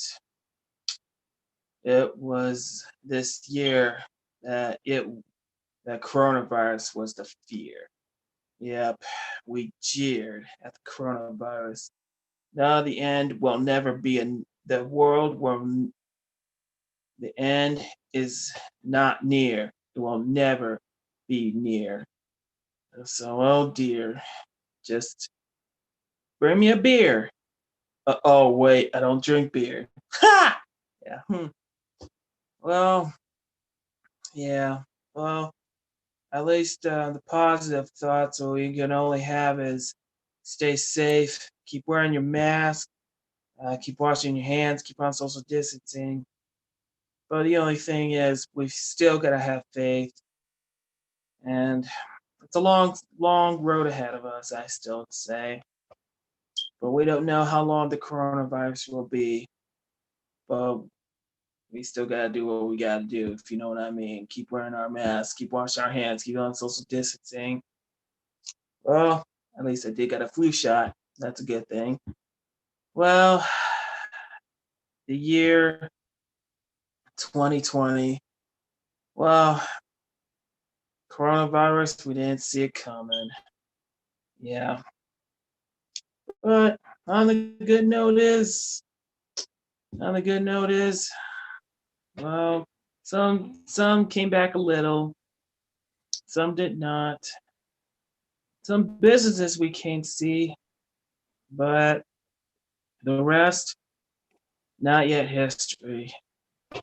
But some are history, but the rest is not. Well, we didn't see any weddings, we didn't see any anniversaries, no parties, no nothing. We had to keep safe. We gotta stay safe, what we gotta do. Most importantly, the children, keep our children safe, keep our family safe. Yeah. I don't know how long it will be, but pray for the next year of 2021. That's what we gotta do. I know 2020, it was a tough year. Kind of the worst year. Yeah. And yes, it's never fear and no cheer, because the end will never be near. Oh dear, where's my beer? Yes. I don't drink beer. Ha! Yeah, like I said, 2020. What a tough year. All right, what do you think, Richie? I think that it's awesome, man. You know what I do think? I think that I just heard that the El Paso Fire Department gives away free smoke detectors. Did you know this? Did you know this? I just found this out, man. It's mind blowing. So, because I noticed it could be helpful, man. But thank you for sharing your thoughts. This was Dan the Man's segment, and as we clearly see on your card there, Dan the Man's Weekly. Follow me on Twitter, Instagram, and find Dan the Man's Weekly on YouTube, and especially on Facebook as well. All right, guys, do not miss part 3 of Dan the Man's Weekly's the part 3 of the Best of 2020 slideshow. So if you guys haven't seen the first 2, please check it out. I'll leave the link right down there. Part 3 will be uploaded on the day before New Year's Eve, this coming Wednesday. So I hope you guys will like it. All right. Oh, and get this, part 1. I tried to add in the GFM band, but it's not. That's a long story. Okay. Part 1 and part 2. Very welcome, Abraham. Thank you. Part 1 and part 2 of the Best of 2020 slideshow is coming Wednesday. It's on YouTube. I'll share it on the chat, And don't miss the New Year's of Dan the Man's Weekly. New Year's Eve on Thursday. I'll go over a bunch of things on the year in review, and don't forget the Best of 2020 slideshow part 3 and final part. Will cover September to December this coming Wednesday. Do not miss it. All right, you guys. Awesome, man. Thank you, Dan. What? You're awesome. Thanks, Richie. Killer, Appreciate man. it. I think, Speed, are you there with us? Grown man Speed? I think I see Where are you, some Speed? movement there. Yeah, cool, man. You ready to spit some poetry? I hold on, Dan. I'm gonna meet you really quick. Yeah, let's get you on here, man, because I called you up earlier. But let's have you do your thing. I got something. I think I got Yeah. something. You got a nice background, man. As always, glad to Christmas, have you man. back. It's Grown man Christmas Speed. time. Yeah, hell yeah. Take it away, man. Do your thing. All right, thank you. Flesh and bone.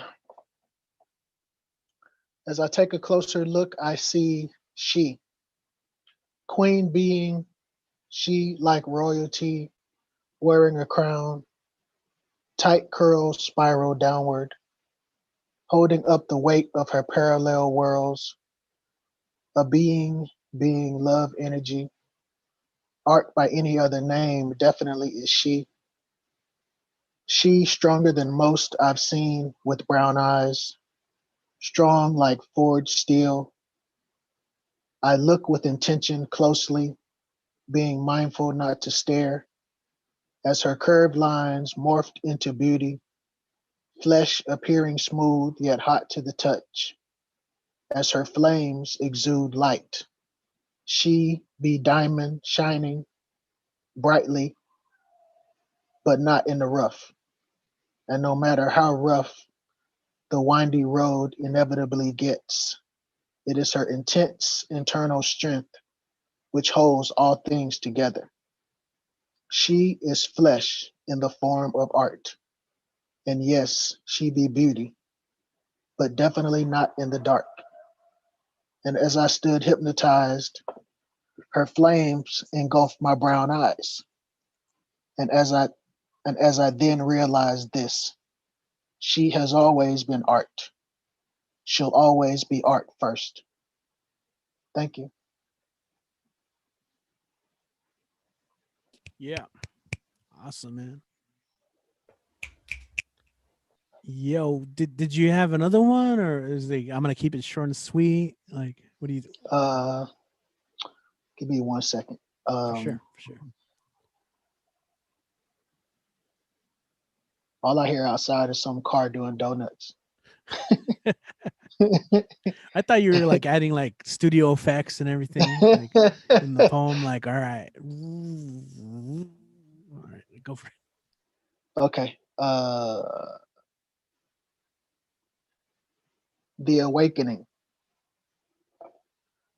A dragoness awakens surely, becoming the twirler of fire. Foolish flames have now arrived as the sanctuary below overflows. Awesome indeed as the phoenix becomes electric from head to toe. The frequency at which she operates, magnetic, intoxicating, and invigorating.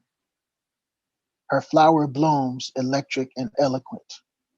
As her colorful, silky, soft petals unfold, surrounding my third eye with all of her magical, mysterious, and energetic power. She opens her mouth and spits flames, parting of the lips that will never be tamed. It's a trip, how she makes me take a trip. And I don't trip whenever she speaks to me because she never speaks recklessly. Lyrically leaking valleys and peaks whenever she speaks, knowing she's not a game to be played, thus never open to lames, playing those silly and childish games. When the queen speaks, she spits flames because there's always a fire burning. Thank you. That's right. There's always a fire burning. That is right. Hey, I'm glad you signed up. Like, I didn't have to like ask you this time. So, how can we follow you online? And support your work and your content and all your cool Um, stuff you do. you can follow me on Facebook, Gregory Speed Senior. You can follow me on Instagram, Grown Man Speed, all lowercase letters. All others will be fraudulent. um, I have a book on Amazon, hidden perfectly in plain sight, and I have T-shirts, but you'll have to DM me on Facebook or Instagram, and I can do a deal with the T-shirt and a book for 25. So yeah, those are all the contacts right there. There you go. I Awesome, appreciate man. you too, Richie. Yeah, thanks a lot. Thank you, man. I'm down. I'm gonna hit you up on that. Like, I have Yeah, for not. sure. Yeah, I've been going out, so I got like a little extra cash. I bought some No, BWOMS no, t-shirts. I'm gonna get a GMS and a book too for sure. sure. I appreciate it. Thank you, man. Thank you. Okay, cool. So we're totally a little over time, which is fine. I think the last couple of mics I've just kind of like foregone. Like I sign up Right. usually at the end. I think Yeah, me too. I like to sign up at the end as well. yeah. Honestly. Hell yeah, man. We got you on, man. So GMS Grown Man Speed underscore, definitely follow, give him a follow. Thanks for having you again, man. Yeah, thanks Let's for see. Yeah. having me on. Yeah. Cheers, How you everyone. doing, Kit? Kit in the house. Yeah. Salute. Hey, it's not Here's a time. many more. If you got one, drink one, right?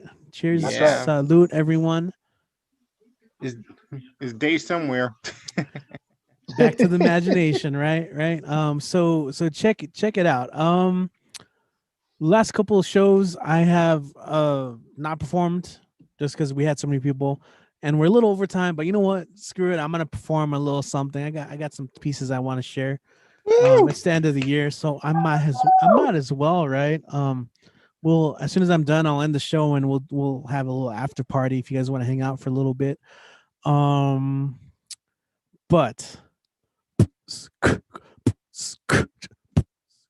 I gotta know, are you guys still with us? Yeah. I gotta know, are you still with us? Are you still with us? Yo, I see you and you and you and you. I see you on YouTube. I see you right through. I see you on the Zoom. I see you falling through. If you're right with us, unmute and make some noise. Make some noise. Make some noise. Are you still with us? Put your hands together. Clap your hands, sway your hips, tap your feet, nod your feet because you're going with the beat. Yeah, check it out. Are you still with us? Let me know. Give me a thumbs up or an emoji. A thumbs up of a flame. Okay, all right. Cool, man. Cool. Yeah, we got another open mic there. So check it out. I'm gonna start with I got two pieces. I'm gonna start with my cover. So, bam. And I'll do one of my own. So this is a piece by an astronomer and a poet. Very interesting figure. Her name is Rebecca Elson. She was an astronomer. Very young. She was diagnosed with lymphoma cancer. So she passed away pretty young. But I thought between as a poet and her career as an astronomer, she had published a few papers and even published a book of poetry. And so, 2020, we've dealt with a lot of death, both personally and all around us. And, you know, the reason why I have this cosmic background behind me is I think there's some kind of comfort in seeing how we're all connected in some way, atomically, through the elements and the way life just kind of feeds into each other. And we'll remember the consciousness of everyone that's been through. But I found a poem from her that's called Antidotes to Fear of Death. And I want to share it with you guys. Sometimes, as an antidote to fear of death, I eat the stars.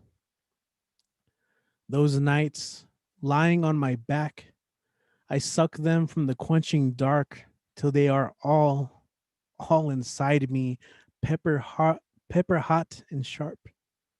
Sometimes, instead, I stir myself into a universe still young, still warm as blood. No outer space, just space. The light of all the not yet stars drifting like a bright mist in all of us, and everything already there, but unconstrained by form. And sometimes it's enough to lie down here on earth beside our long ancestral bones, to walk across the cobble fields of our discarded skulls, each like a treasure, like a chrysalis, thinking, whatever left these husks flew off on bright wings. There you go. So I thought that was a really nice piece. On her meditation, as someone who pretty much knew that her time was numbered and was trying to come to terms with death, but in a larger plan. So sometimes I really love, I love being able to come together, and I just, poetry connects us to a perspective larger than our own.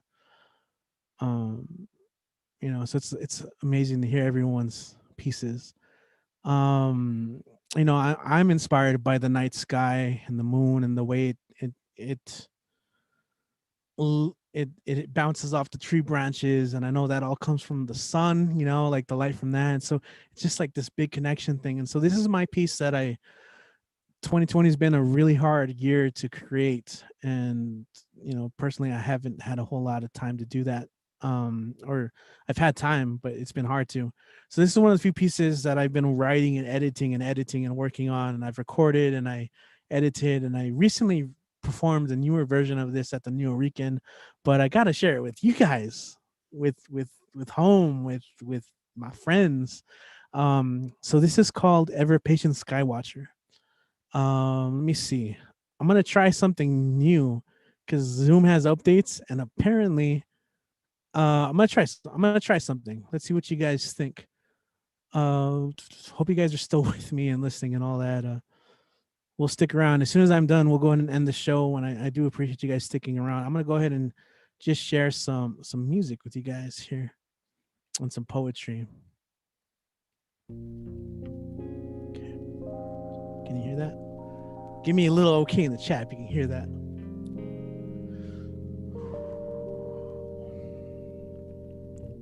Last night, the stars sang to me, bathed me in the light of eons and eons beyond the space of understanding, standing under, over, in, on, at, around, and within. I've learned to assign moments under the stars as a paradigm for understanding. Last night, the stars sang to me, taught me that inspiration doesn't just live in timelines, holds no expiration dates, but dares to exist like a spark through the darkness. If you listen closely, you can hear it. We're talking relevance and retrospect. Hence, our introspective perspectives may come to be respected, grows in the infinite, minute by minute, like lit wick. Tolerance to the entropy of existence has dictated it must be.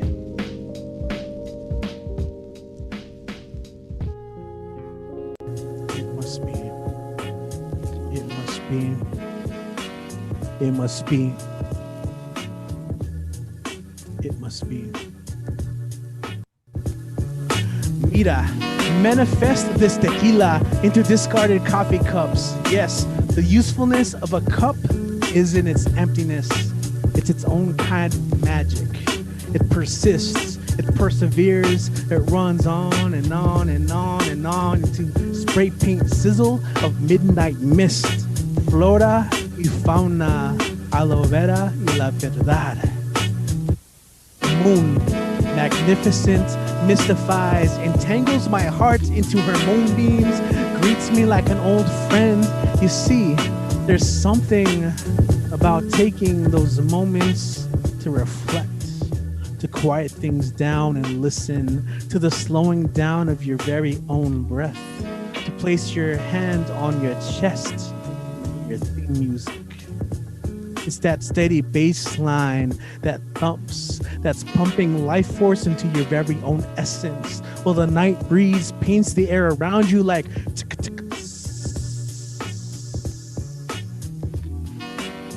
the moon greets me like an old friend.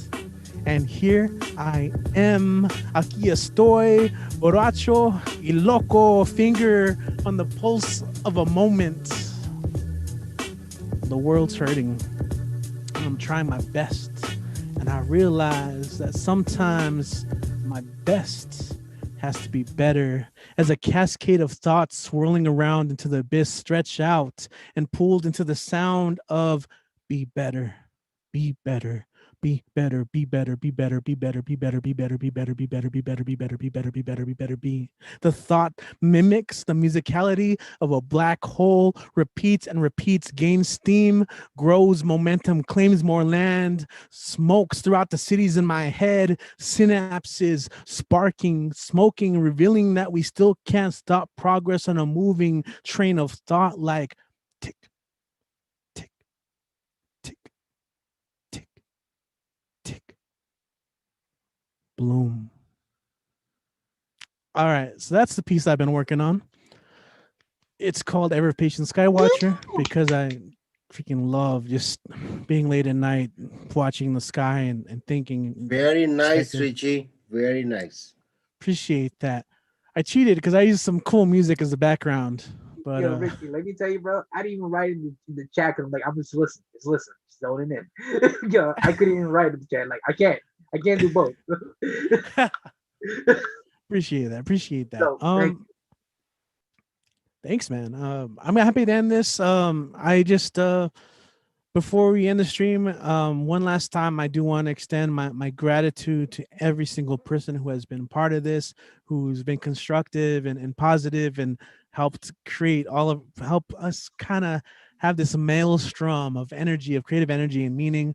We're gonna keep doing it as long as we can, and until even as venues open up and stuff. I do want to keep this at least maybe as a monthly thing so we can connect with people all around. But for now, if you guys want to unmute, make some noise, and as I say goodbye, unmute yourselves. Happy New Year. We'll see you guys in 2021. Should all acquaintance and never brought to mind. Oh, Old Lan sing, yeah. We need some karaoke. That's it. Take That's a the cup song. of kindness. Yeah. I freaking love it. You guys are amazing. For YouTube, guys, thanks for tuning in. Leave a comment below. I know the whole live chat was a thing. I'm pointing at the live chat right now if you're on desktop. But like, if you like something, push like, click the bell for notifications, and leave a comment below. Who'd you like? And we'll hit you back up. But thanks for tuning in for YouTube Barbed Open Mic series, Stay at Home Open Mic. You guys have a happy New Year. And you. I will see you guys in 2021. Oh my Peace. God. Yeah, Peace. I'm gonna go ahead and stop the live stream. I almost stopped the whole